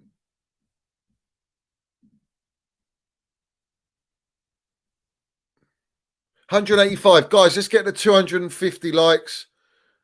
Well over 200 in here. Let's get the 250 likes, guys. Jay Owen says, I'm not liking. Okay, well, do what you want, geezer. You're in here anyway. Do you know what I mean? Big up to you. I'm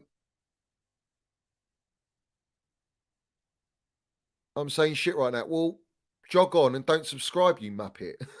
What are you watching for? What are you watching? If you don't agree, then jog on. Like, I'm all good with that. I want. Do you know what I want on my platform? I want people that are real. I don't want fucking idiots. I want people that love the Chelsea Football Club. They love the Chelsea. That's what I want in my chat. That's what I want supporting my channel. I don't want fucking little agenda merchants. I don't want that on my platform. I'm not there to pollute my platform. I ain't with no one. I ain't bought. If you don't like it, you know where to go. Up the Chelsea. Big up to Matthew Super Minerals. Big up, Johnny. Mason Mount will be world class anytime soon. Once we sign Enzo and we need Declan Rice to CFC, not Arsenal. Big up to Matthew for your Super Minerals. And listen, at the end of the day, what you're saying is sort the midfield out, and then, yeah, our players can ball out. And there's nothing wrong with that. It's 100% true. 100% true.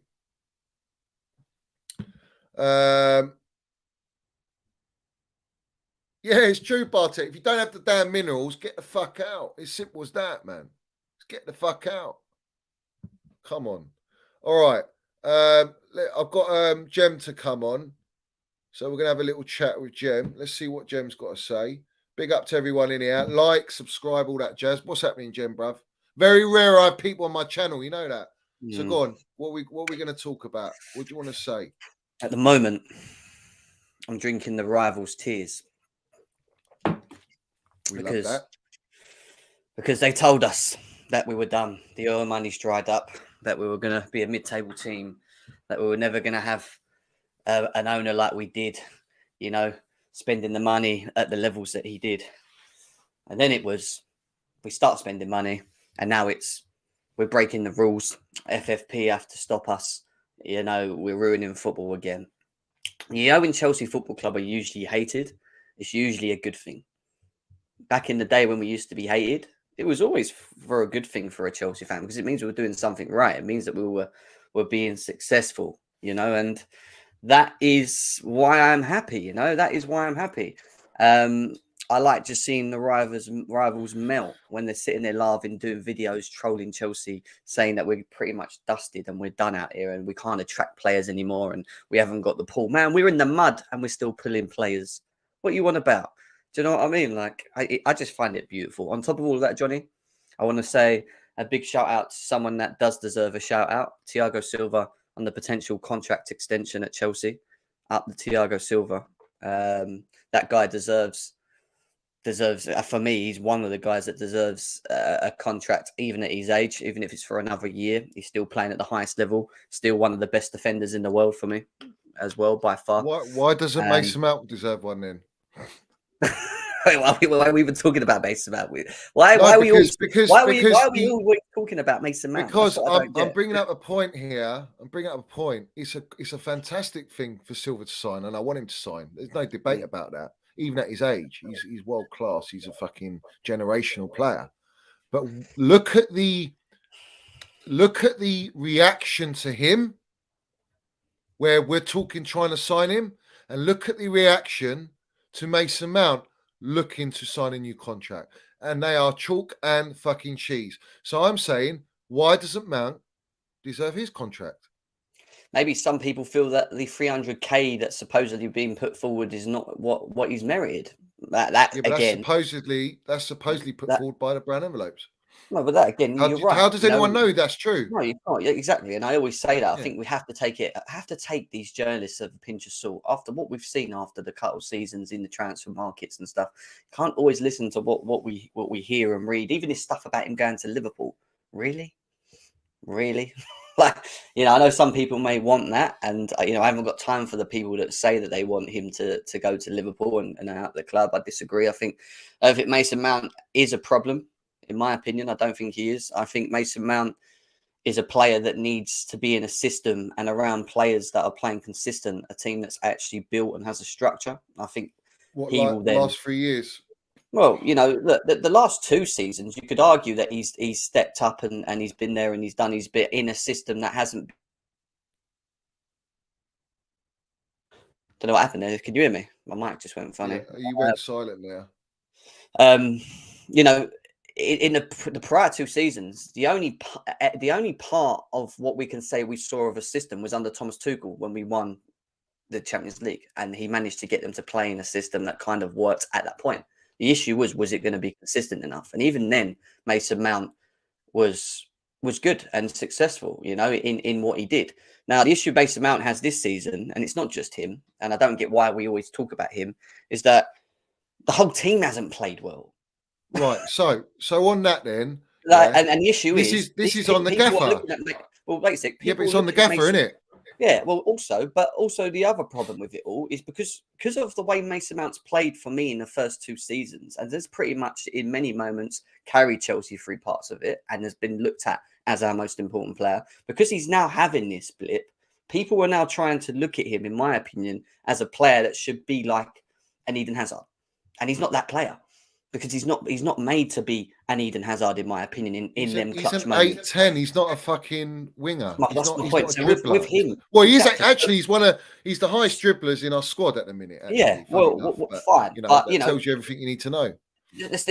Everyone around him's not playing well, and then on top of that, we're asking him to play well. Don't get me wrong. I have said in the last couple of games that he has disappointed me. He has.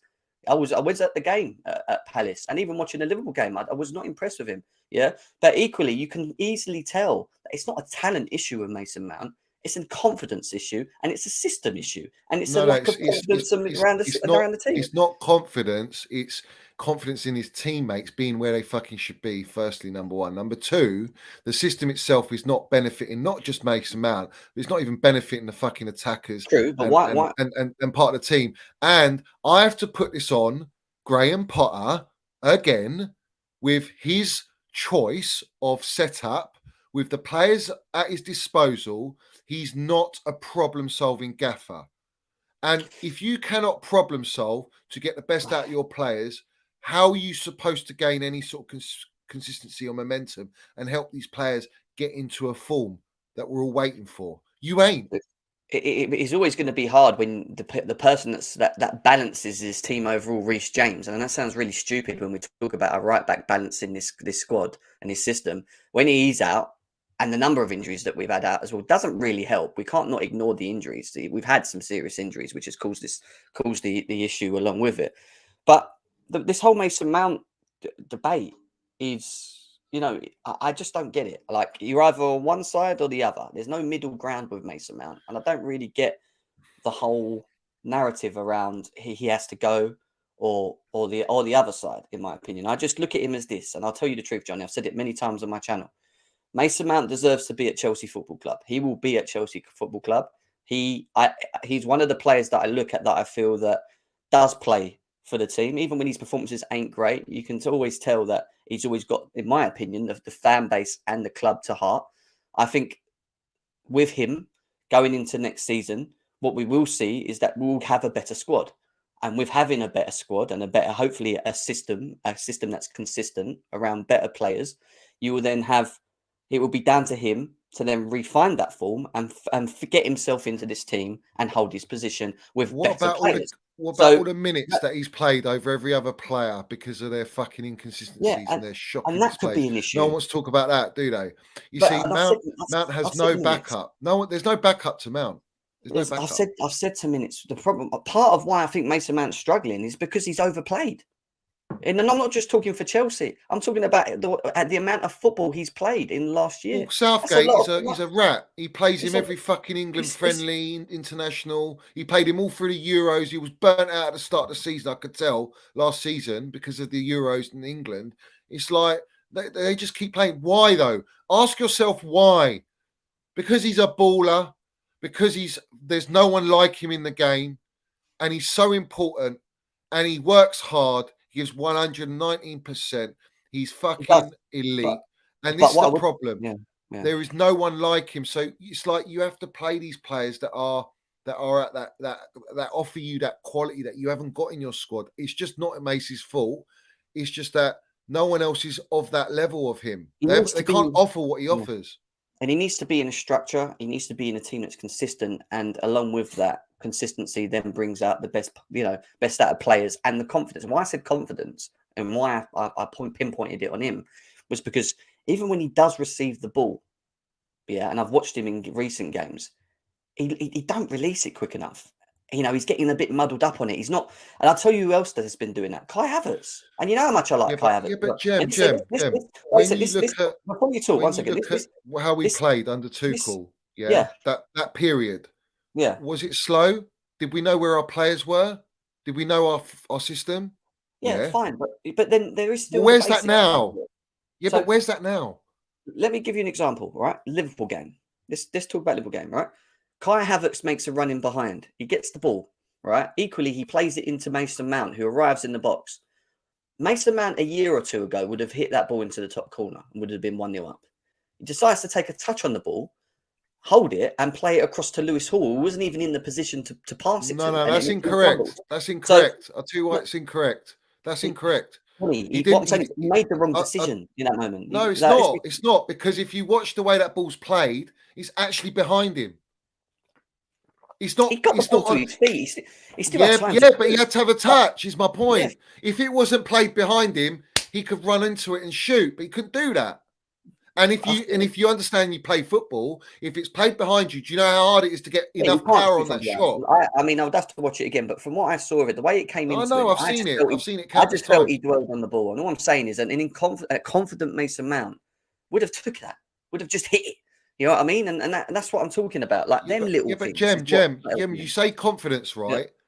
Yeah. You tell me right now, right? We've won how many games? Over 10 or 11 games? We've won 2 games. Yeah, we've lost how many games? Right? 7 or whatever it is. You know what I mean? Right. Shit. So you tell me where the confidence is in any of the players, because there ain't none. No, there isn't. But it's not just him. we're talking about him because we're. Yeah, but everyone does blame him. Is my point. But everyone does blame him. I don't blame him. That's wrong. I don't blame him. I've never blamed him. I know you don't. But I'm talking of all the Muppets and everywhere else. Yeah. They blame him. They say bench him. All right, bench him. Who are you bringing on? Go on, tell me. That's the problem. And that's why I say to people, you bang on about Mason Mount being benched and not being in the team, but who the fuck are we putting on in the pitch? That's another thing. Equally, and on top of that, you got Lewis Hall, inexperienced, young kid, looks real talent, but he's young at Anfield, if you're talking about that game, right? And you're playing Gallagher, who, in my opinion, Gallagher lost the ball the most. I think he lost the ball out of most of the midfielders, didn't he? It was him and Lewis Hall that lost the ball the most. Jorginho didn't lose it as much, but he did lose it. Yeah. So my point is this. What do you expect to get from Mount, Kai and Ziyech on the pitch in the front line if your midfield is not transitioning properly, not linking up? They don't play together. When have we played Lewis Hall in the fucking middle? Chemistry is always in the mud. But this is my point. Chemistry's been in the mud for a very long time. Everyone.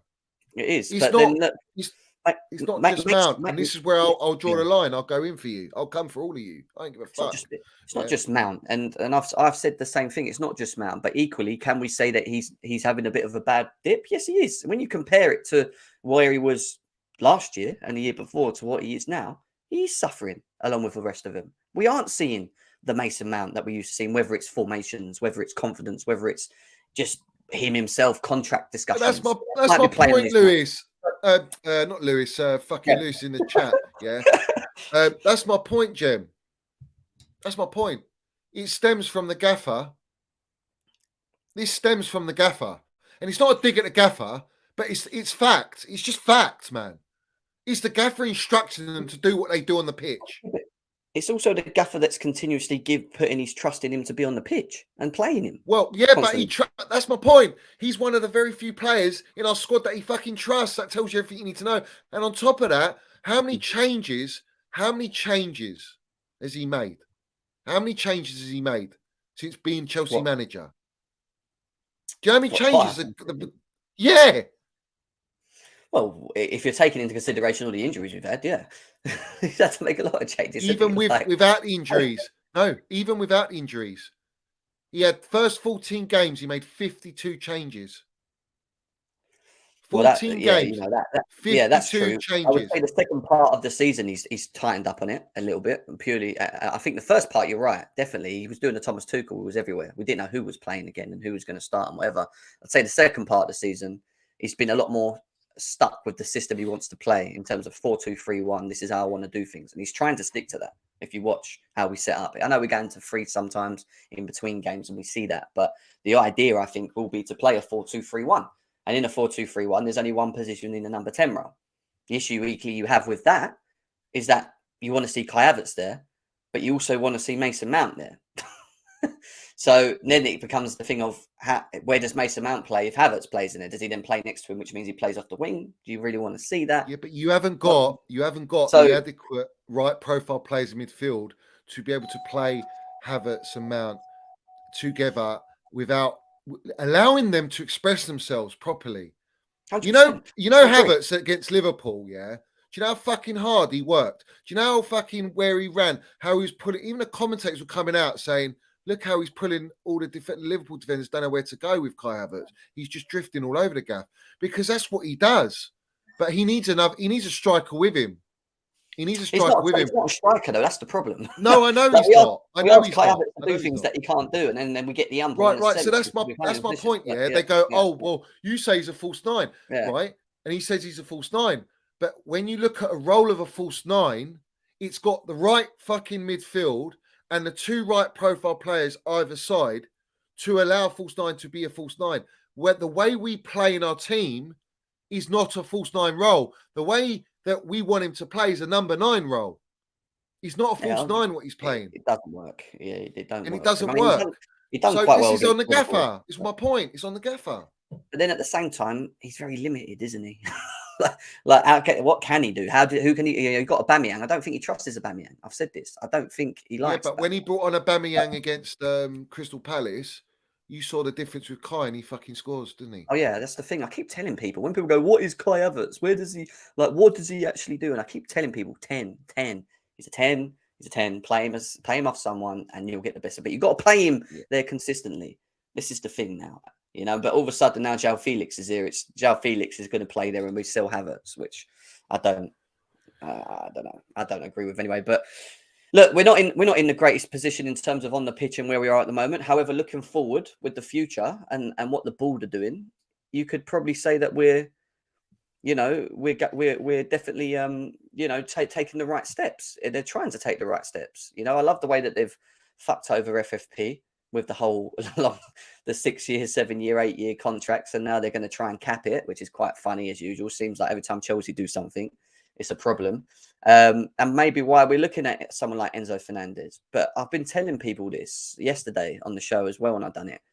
He ain't coming for me in January. If we are opening discussions for him again, the agreement I think we're trying to get with him on Benfica is what we did with Nkunku, which is trying to get him done now for the summer. Because you've got to bear in mind, in the summer, he's going to attract a lot of interest. There won't be many teams that will be able to afford him, but a Man City could, maybe around Madrid, because Cruz is going, whatever, right?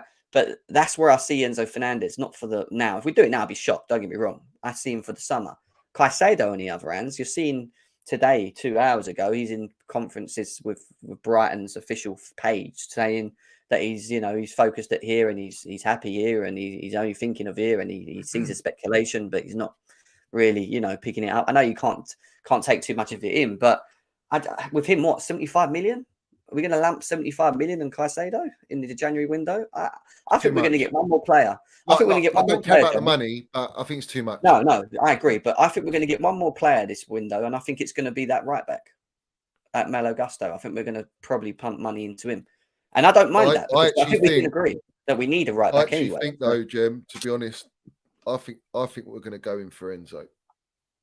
I hope we do. I don't. But you got to look at what we're being told by the they can only do it though. Yeah? Obviously, it will only happen if they pay the full clause. That's it. But that's what we're being told. But then we're being told, like today, again, Chelsea don't want to pay their 120 odd million release clause. So why? Who said that? Yeah, but who said that? What are we talking about here? I don't know. I just read it on Twitter earlier. Right. So that's Chelsea's voice. That's Chelsea's voice. Well, but Benfica's voice is we're only accepting the buy clause. So the brown envelopes are getting used, mate, to create this to try and get Chelsea to pay up. And to be honest with you, in the condition we're in, you got to pay up, mate. There ain't many Enzo Fernandez out there. There ain't there. There's only for me Frankie de Jong in that profile. That's it. Exactly. That's what I said. Frankie de Jong. So you have to go and get him, bruv. You have to go and land it. Go and land the minerals. You got the money. Daddy Warbacks. Go and land it.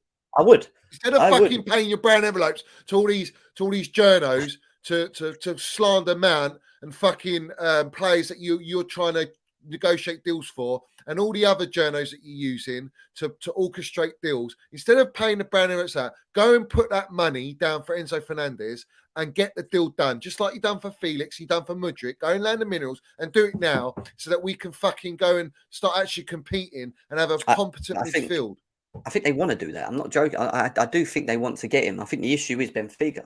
I think Benfica are looking at it from a business side of it, and it's because they don't want to lose him. They're in the Champions League. They're in the Champions League. Yeah, I mean, they're going to want to keep him, whatever. However, the only way I think we get it done is the instalment side of it. And with the instalment side of it, we'll probably have to pay one big lump sum in front. It could be 50, 60, 70 mil.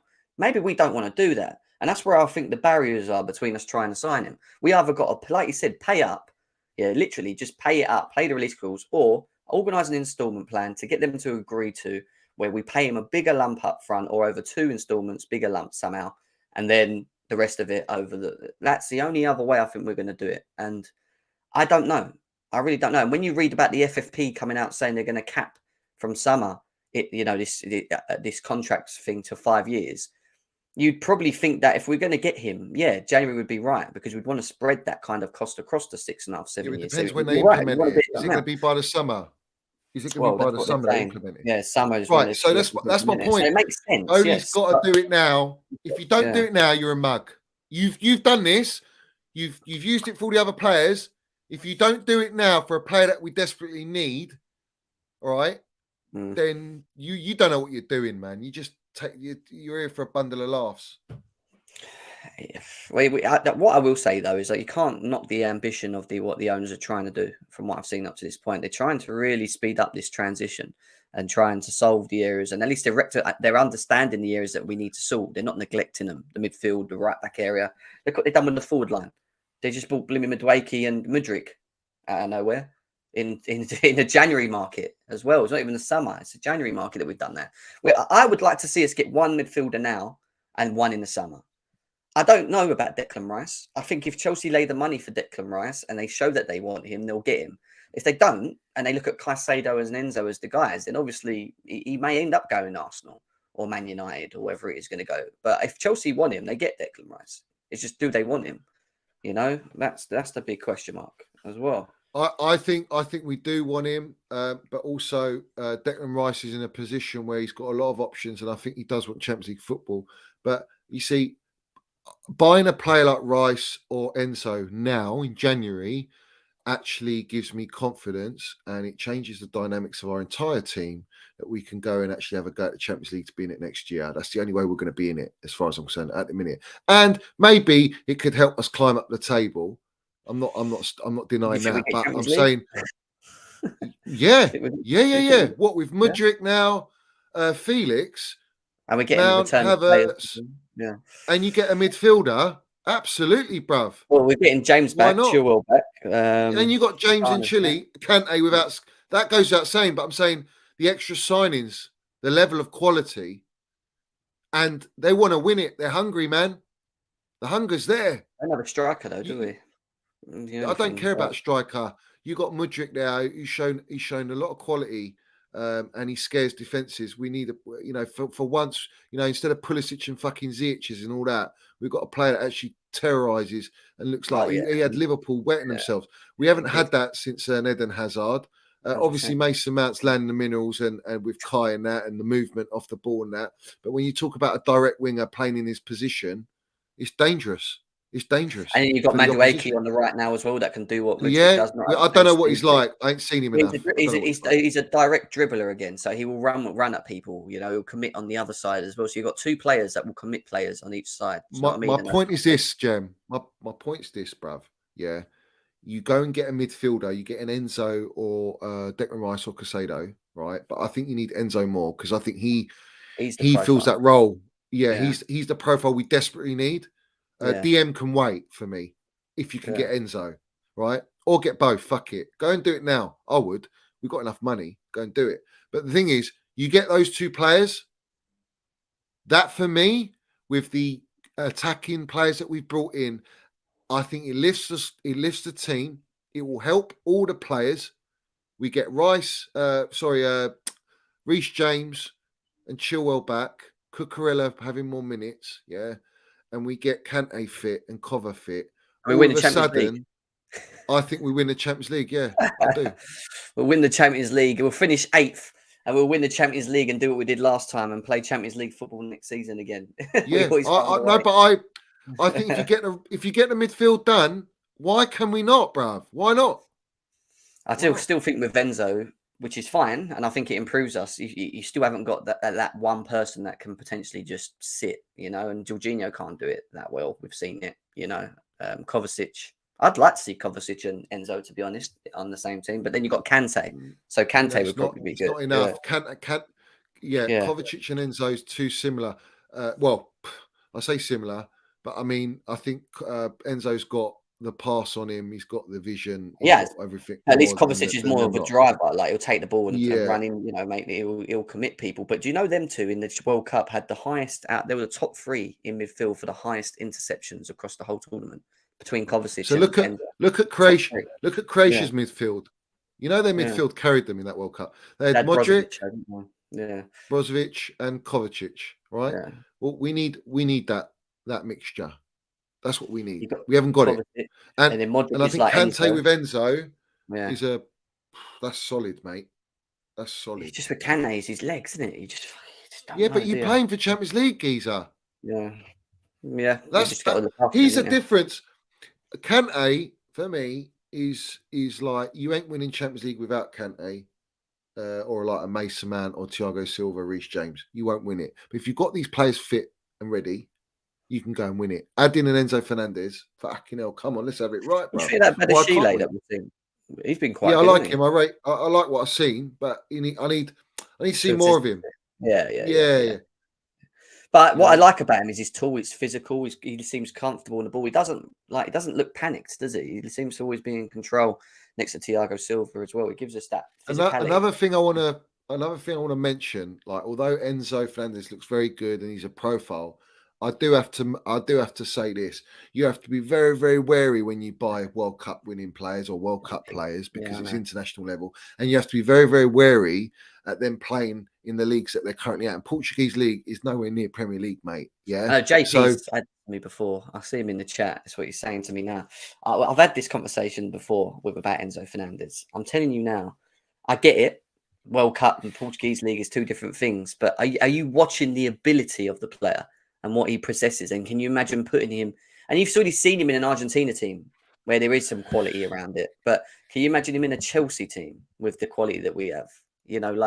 I'm telling you, this guy is the guy, along with, Havertz, and I'm not sure on João Felix, I'll be honest with you, but what? I need to see more of him, mate. I need to see more of him. What do you mean you need to see more? I'm not. Again, he's another one for me that he's not really a finisher. If you look at his stats, he's played 30 games in the last 3 seasons, 40 games last season. He scored like 9 or 10 goals. You watched him against Fulham, group, you could see the difference in terms of the intensity, the movement, the ability to move forward. But how many chances did he have that he hit straight at the goalie? You know, like that's but what. Jim, bruv, come on, bruv. He So- come off the fucking plane That's literally fine. and play the game. And That's fine. That's know, what I'm saying. So you I need to can't- see more of him. I'm not sold on him. Listen, yet. I I'm need to see telling you more now, of him. bruv. I'm telling you now. Him, this profile for me is like a Bernardo David Silva type player. He's very very bright player. Off the ball, but technically very good. Him complementing with Mount and Havertz is fucking minerals. Now you add Mudryk in there and Noni. Fuck me. And you have an Enzo Fernandez. Come on, bruv. You just need your destroyer in there. You need a destroyer. Felix is a lovely little player. It's just whether he can translate his quality and talent into the Premier League. to Premier League. But that's what I'm waiting for. Yeah. Honestly, put him in Arsenal's team, put him in United's team, put him in Man City's team. It works. So why is it not going to work at Chelsea? Only now. Yeah, but only now it won't work because our midfield's not built. No, look at Casemiro, what he's done at Man U. Fuck me, he's transformed them. So, 100%. You know, but you still need to have a finisher. Like João Felix is not the guy. You got Nkunku. Big up, just call me Dave. Says we got Nkunku as well, bro. Yeah, Nkunku's the finisher. Yeah, that's fine. Yeah, I keep forgetting. Fucking hell, bruv. You got it. And everyone's saying, oh, he takes over Mount in a 10. He's not a 10 for fuck's sake. You know, I don't understand these people, man. Who we talking about? Mount. They're talking about Nkunku. He's a 10. He's going to drop Mount. He's I know, an 8. I've seen that. I've had this conversation with people all the time. People telling me that he's going to drop deep and play. And he's not. He's been bought to play that. I don't get it. To play up front. Front line. He's front line. In Leipzig, if you look at all of his goals scored, the total goals scored for them, every goal was in the box mainly. He had a couple outside. Don't get me wrong. He has the variety, but he's deadly in the box. That is what Nkunku's about. And this is why we need to create for him and support him in the box, and you'll get the best out of him. And this is why we need to buy the Mudryks that are going to create, and Maduekis that are going to create, an Enzo from the deep line creating. Did you watch Enzo in his last game? The amount of balls he put over the top. He set up 2 goals, 2-3 goals just from just looking up quickly and playing the ball over the top. Goal. Yeah. You know, imagine you've got Nkunku on the end of that, or Havertz, or Felix, or even Mount. No, but this is my point, right? They all go, sell Havertz, sell Mount, right? But none of these players have got attributes like those two, and they've got attributes like they haven't got. And that's what's that's as a team. That's when you complement each other and you build something serious, right? But why don't you get rid of Aubameyang, get rid of Pulisic, get rid of Ziyech? That's 3 players already you've got rid of. You've brought in Mudryk, Noni, and Nkunku. Yeah, you brought in Felix now, added. But don't forget, you're going to lose midfielders, right? And you're going to bring in 2 midfielders in and mix it up with a Kante. I'll be honest with you. And Mount, because Mount will be playing in the midfield. He won't be in the attack. I'm not too sure about Felix staying with us longer than the summer. Why not? I think he stays. I don't see us buying him and getting 2 midfielders. I think it's too much. Yeah, but he's not a midfielder. It's going to cost us a good 200-300 mil just on them 3 players. Yeah, but it's the thing, Jem. Look at Man City, how they've been so dominant. They've got fucking 2 players of elite level in every position. That's how you win titles and be consistent in all competitions. We need that. We need that. Yeah, I agree. But this is why I want them to do one of the midfielders now. Because if they do one of the midfielders now, coming into summer, they might look at keeping a Felix and getting one midfielder. If we get Malo Gusto at right back, you do know that our right back is sorted for years to come. Once we've got him and we've got Reece James, we won't have this problem with right back. We can get away with him too. No, and he's not near Reece James. I've watched him. He looks all right. He looks decent, but I don't think like he has the quality. If you see it, he definitely has the qualities. I've watched Malo Gusto. He's very quick, very quick. He's quick and he's got good pass out back, but he likes to get stuck in. Before we continue, we've got 250 people in here. Every single one of you smash the like button. Smash that like button, guys. And if you ain't subscribe, man. I'm on the road to 5K. Let's have it right. 7 months of streaming. Fucking let's land it, bruv. Let's get to the 5K. Subscribe to Gems as well. GNA TV, bruv. Let's have it right. I don't have a Felix agenda, Musa. People get annoyed. I don't get people. If I say I'm not sure on something, it doesn't mean I don't like a player. I'm just saying I need to see more of him. Like, what kind of? That's what I'm saying. I'm not saying he's a bad player. I'm just saying I need to see how he fits in up with us. You know, and Don't if you can forget be you got consistent- Sterling. What's all this about Sterling, bruv? We're going to offload Sterling and Koulibaly. What's all that We're not doing nonsense that. about? We're not doing that. We're adding but- it yeah, to but- Sterling. Yeah. Listen, When you've got we bought Sterling in Sterling, there we as knew. well, mate. Yeah, but when we bought Sterling, Johnny, we said this. I have said this many times. We needed not- more he's with not- him. yeah. We didn't just buy Yeah, of him course. because for now. We bought him for the future, so that we can bring in people like we have now to then add to him. Yeah. You're not getting. You ain't buying all these to then go Sterling. Fuck off, and then getting rid of him and then just bring it. Like, what is wrong with people? Like, honestly, I don't get it. You know, I don't get it. Yeah, you know, the future is bright for Chelsea, guys. Yeah, let's just stay positive. Mount should be sold. No, Sibs, he shouldn't be sold. You know, Who said he should be sold? Fucking Sibs. little wrong'uns. Little Jem, say wrong'uns, it, man. He's sold. No, he shouldn't be sold. He shouldn't be sold. He's one player that I disagree with being sold. I'm not on that bandwagon, guys. I'm sorry. You know these ones, these little wrong'uns, yeah, that come out, oh, sell him and this and that, blah blah blah. You know, all that nonsense. Yeah, do you know what I do? I say fuck off, middle finger up. Yeah, because you see that trophy Middlesbrough's holding. He had you celebrating, mate. You were jumping up and down wherever you were in the world, whether you're at the game, whether you're not at a game, and you're watching it, and you're having your bevies, and you're wetting your pants because you think City are going to wipe the floor off us, and Middlesbrough cut City open like a fucking knife through butter. Yeah, knife through butter, bro. This is the problem with this fan base, and I keep saying it. Yeah, not everyone. I'm not talking about the people in the chat. I'm just talking mainly on social media from what I'm seeing. Everyone's so for the now that they forget about the past. It's always like now. You know, like you said, because it suits their narrative. That's why. At the Suits Champions their League agenda. time, when Mason Mount was playing, it's Mason Mount's the one. He's this, he's that. He's the baller. Everyone was agreeing to it partly, and then he goes through a bit of a blip, and now it's selling. Or did we forget what he done the 2 years before? We can't forget that, guys. Come on. You might say that the standards weren't there. All right, we didn't score double-digit goals and this, that, and the other, and I get all that. But when you talk about performing and coming into a team and actually stepping up, you got to say that Mason Mount has been one of them players the last 2 seasons. You can't. He's Can't been go our against best player for for 3 seasons. I think Carried Thiago Silva us, was our yeah. best player last season. I'll be honest with you. But You're mad, bruv. Listen, don't bring me that agenda, Jem, about Reece James and Thiago Silva should have fucking won player of the season last year. Don't bring that shit on here. I'll tell you this now, yeah. Where's their 30 GA? Where's their 30 GA? Don't just say, it's GA, it's GA. GA amounts to a lot of points, a lot of games being won, and the difference between losing and winning. And yes, Thiago Silva is a GOAT, but he didn't play as many games. Just like they were saying in the first season, Thiago Silva needs to win the player of the season halfway through, and he'd only played 16 games. And I'm just thinking, what's the fucking agenda here, bro? Reece James didn't even play hard. How long last season he didn't even play? Jem, let's not bring that here. I think Thiago, I'll be honest with you, I still think Thiago Silva, last season I'm talking about, I think he should have won it last. No, he wasn't player of the season, man. He should have. He wasn't player of the season. No, he shouldn't have been. He was the most consistent player. All right. Let me tell you this: if Eden Hazard goes and gets 30 GA, and you got let's say argument's sake, John Terry being like Silva, you're going to give it to John Terry, are you? Yeah, but you got to also that. No, you ain't. No, you ain't. You're opening you ain't doing it. You ain't doing it. Right? I've just landed it. You ain't also, doing it. You also have Bollocks. to. And I'm going to land. I'm going to land this back. Let's have it right. Minnals, man, he fucking won the player of the season, yeah. Just because you lot don't rate him like that. Listen, he's a baller. He's Johan Minnals, Mount, General, bruv. Minnals, Mount, General, bruv. Yeah. 45 minutes. Name me a player to win 45 minutes man of the match at San Siro away in Champions League, bruv. Johnny, name me. You know, on Google, bruv.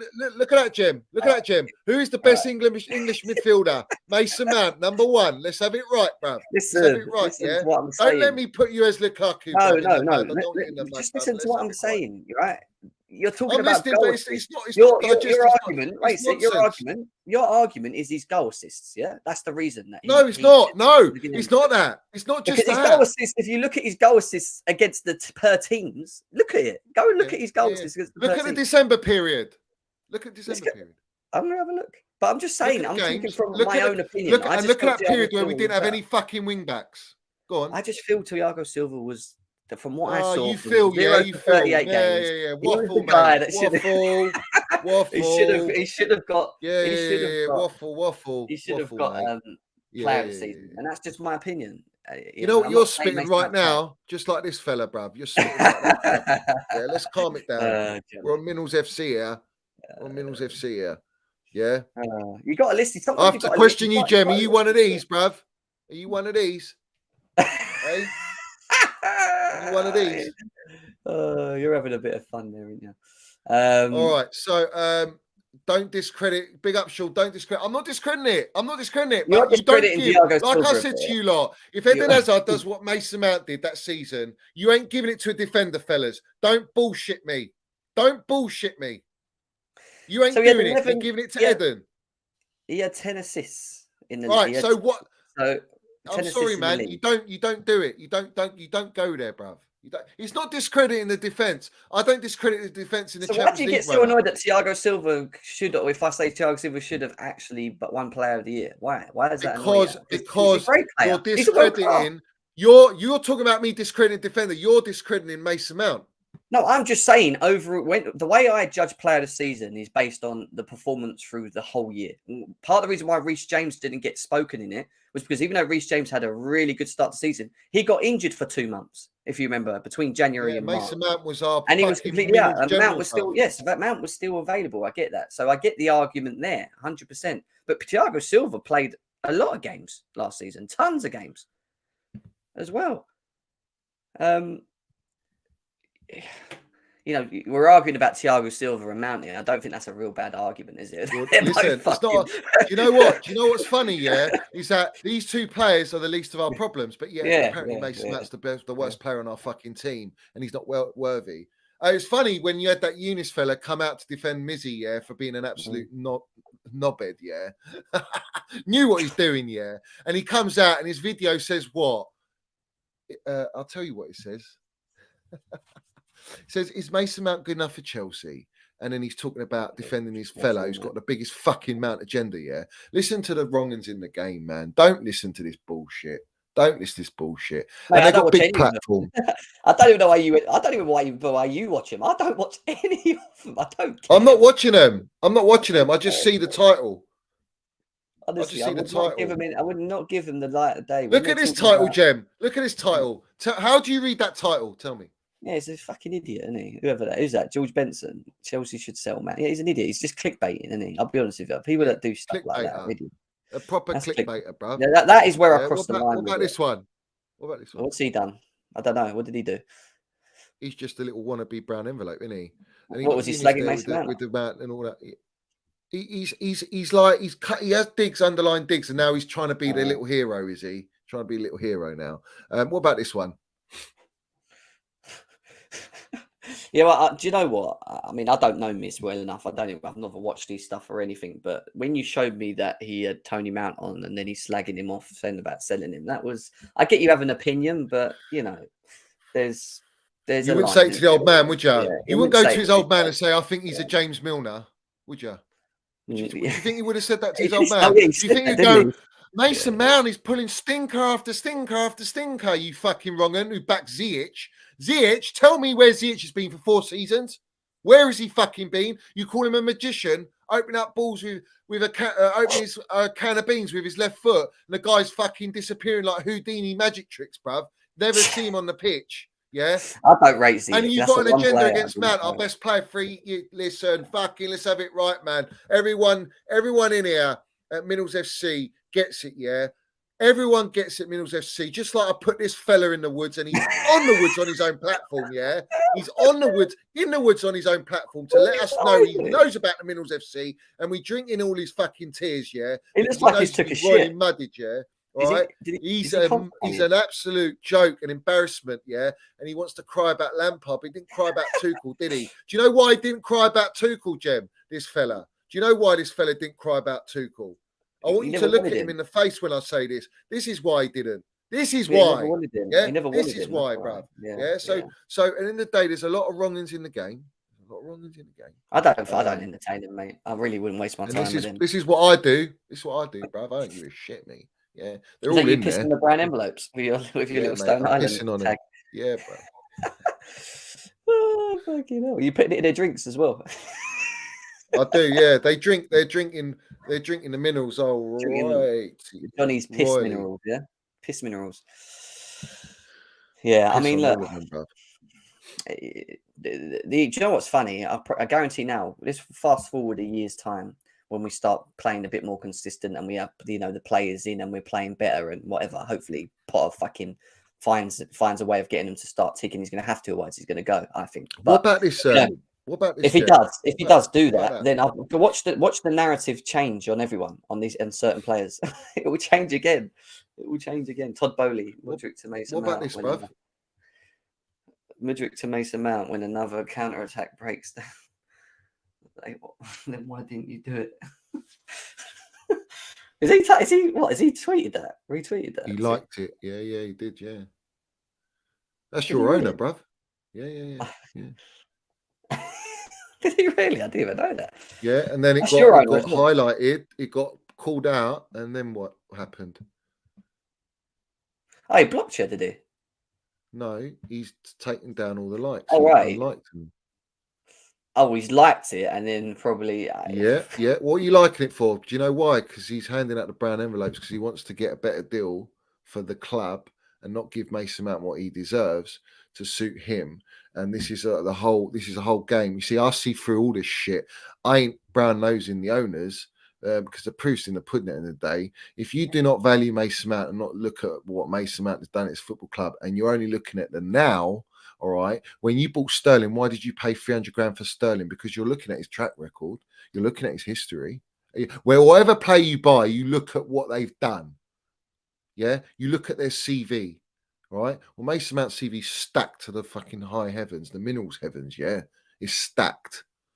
So why is it all right to undercut him and lowball him because he's an academy prospect, but then give Reece James 250, 300 But then grand? again, I wouldn't look into all of this. This is what I'm saying. People need to stop getting too worked up. Yeah, but around why what- is he liking shit?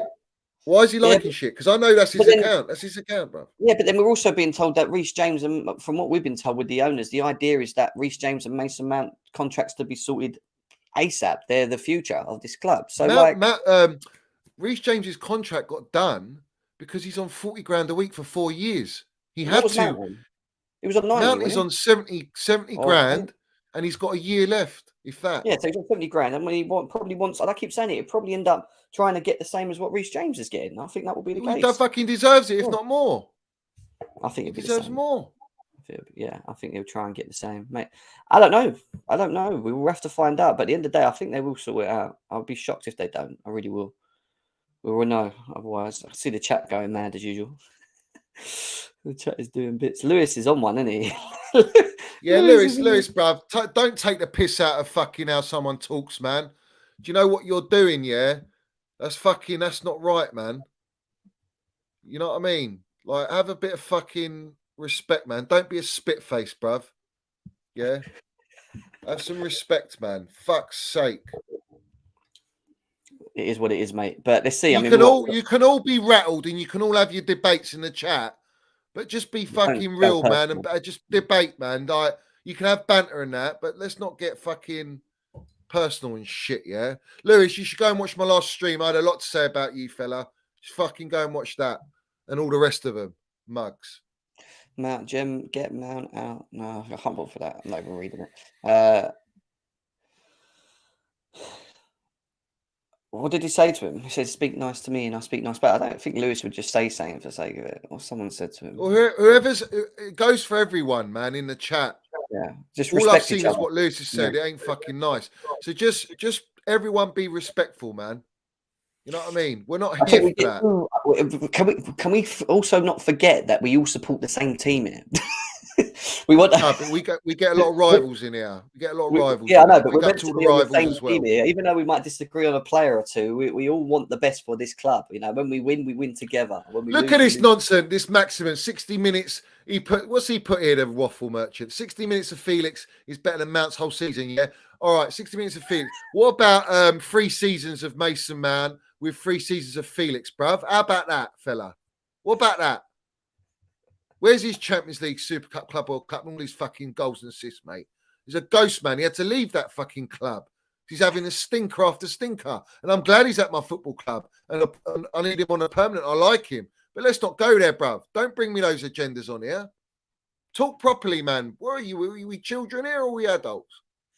Yeah, I mean, people will have their own agenda. Look, you can't stop people from having agendas. It is what it is. People will like certain others.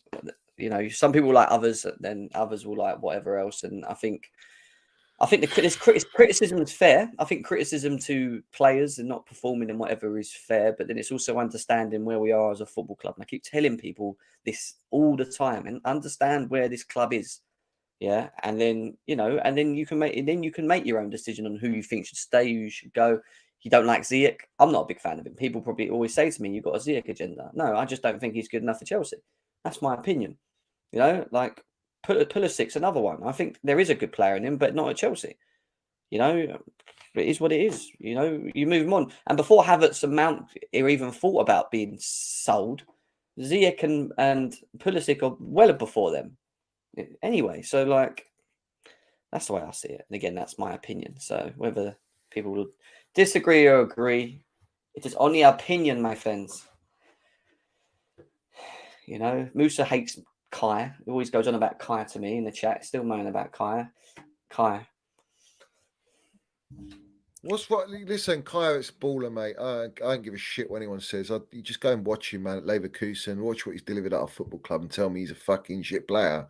I don't know. What's your talent ID? He must be right in the mud. You just need to, again, he's another player that you need to have, a system around, a team around, better players around. And then you'll see the class of these players come through. They can't be looked at as the Eden Hazards. I keep telling people, they're not this, it's not that. We don't have Kai Havertz ain't an Eden Hazard profile player. This is what's funny. Oh no, but if they want that, if we're shit, like remember Hazard back in the day where our team was half, we just give Hazard the ball. He used to just run. That's what people think we should be doing.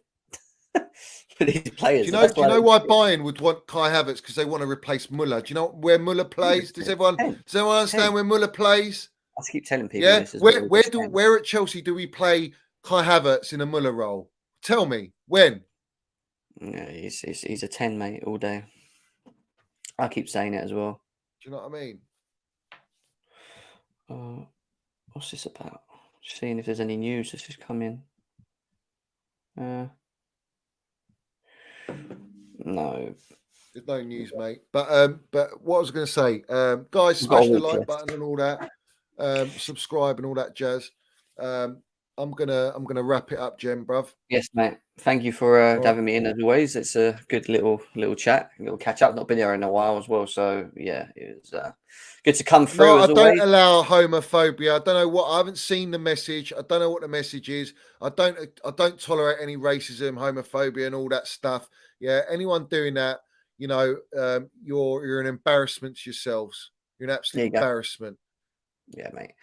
And Johnny, try and do a stream without talking about Mason Mount for one day. Let's see if you can do one show where you don't have to worry about Mason Mount. Listen, I don't talk about him. I don't talk about him every stream. You can go on many streams. I don't talk about him. If you're going to bring him shit and all these tosspots are coming out with agendas, then I'm coming for you. I don't give a shit, mate. I've seen all sorts, mate. All the platforms. I've seen it, man. You'd be Jem, if you saw it and you actually watched it, you get what I'm saying. Yeah, but you ain't. You said you ain't watched it. I don't torture myself. I can't do it.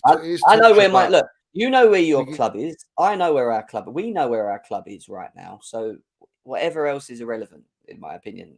Anyone else sees it in a different way. That's their opinion. But if it's a real stinky opinion, I don't even bother listening. I don't waste my mindset on it. It's not worth it, mate.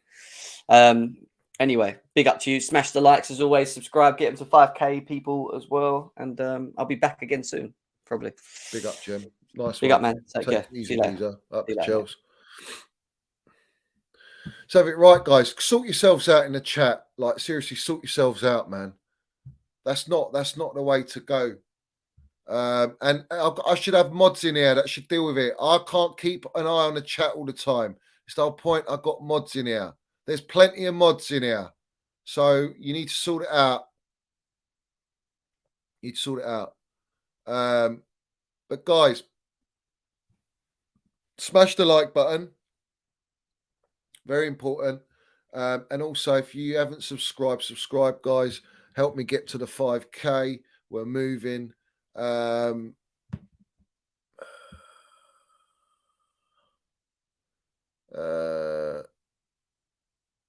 I don't know what's going. The chat's never like this. The chat's never like this. So at the end of the day, guys, I don't know what's going on. But I'm debating. I'm on live. I haven't got that policing on me. I can't do it. If I see it, I see it.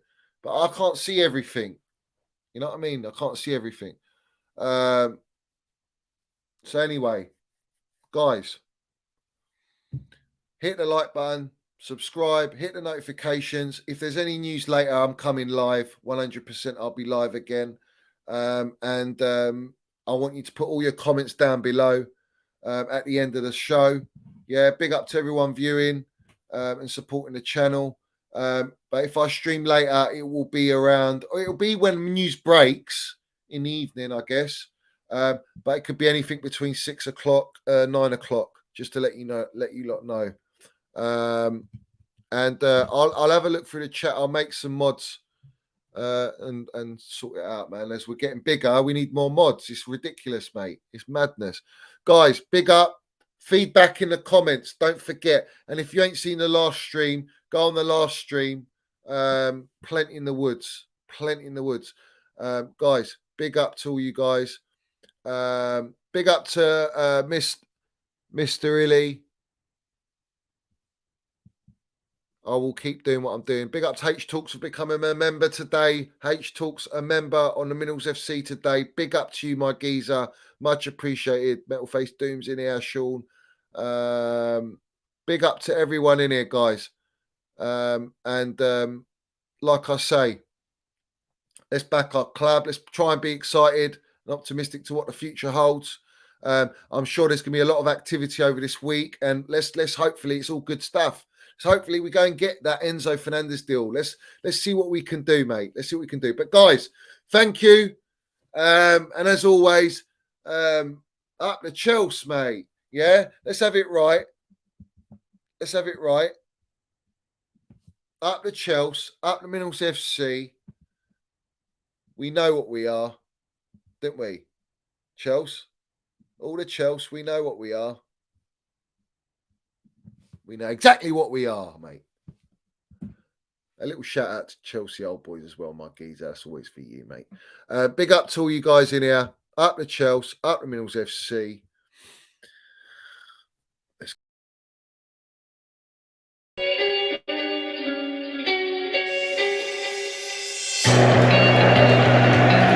Right, Pride of London. London is blue. Let's have it right. Up the Chelsea, up the Minerals FC. Let's go.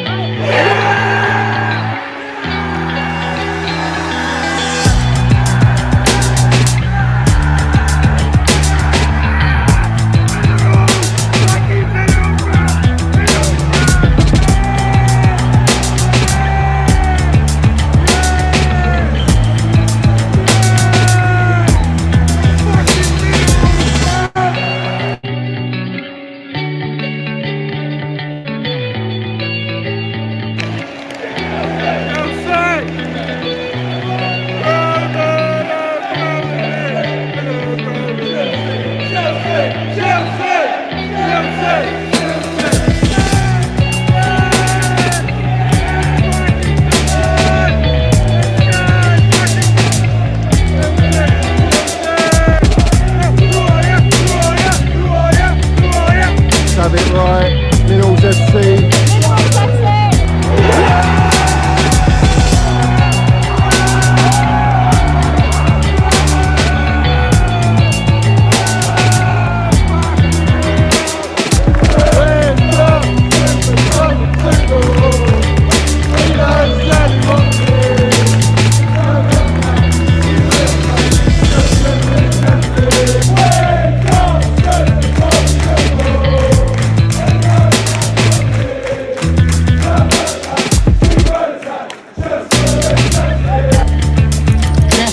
You got the Minerals, yeah?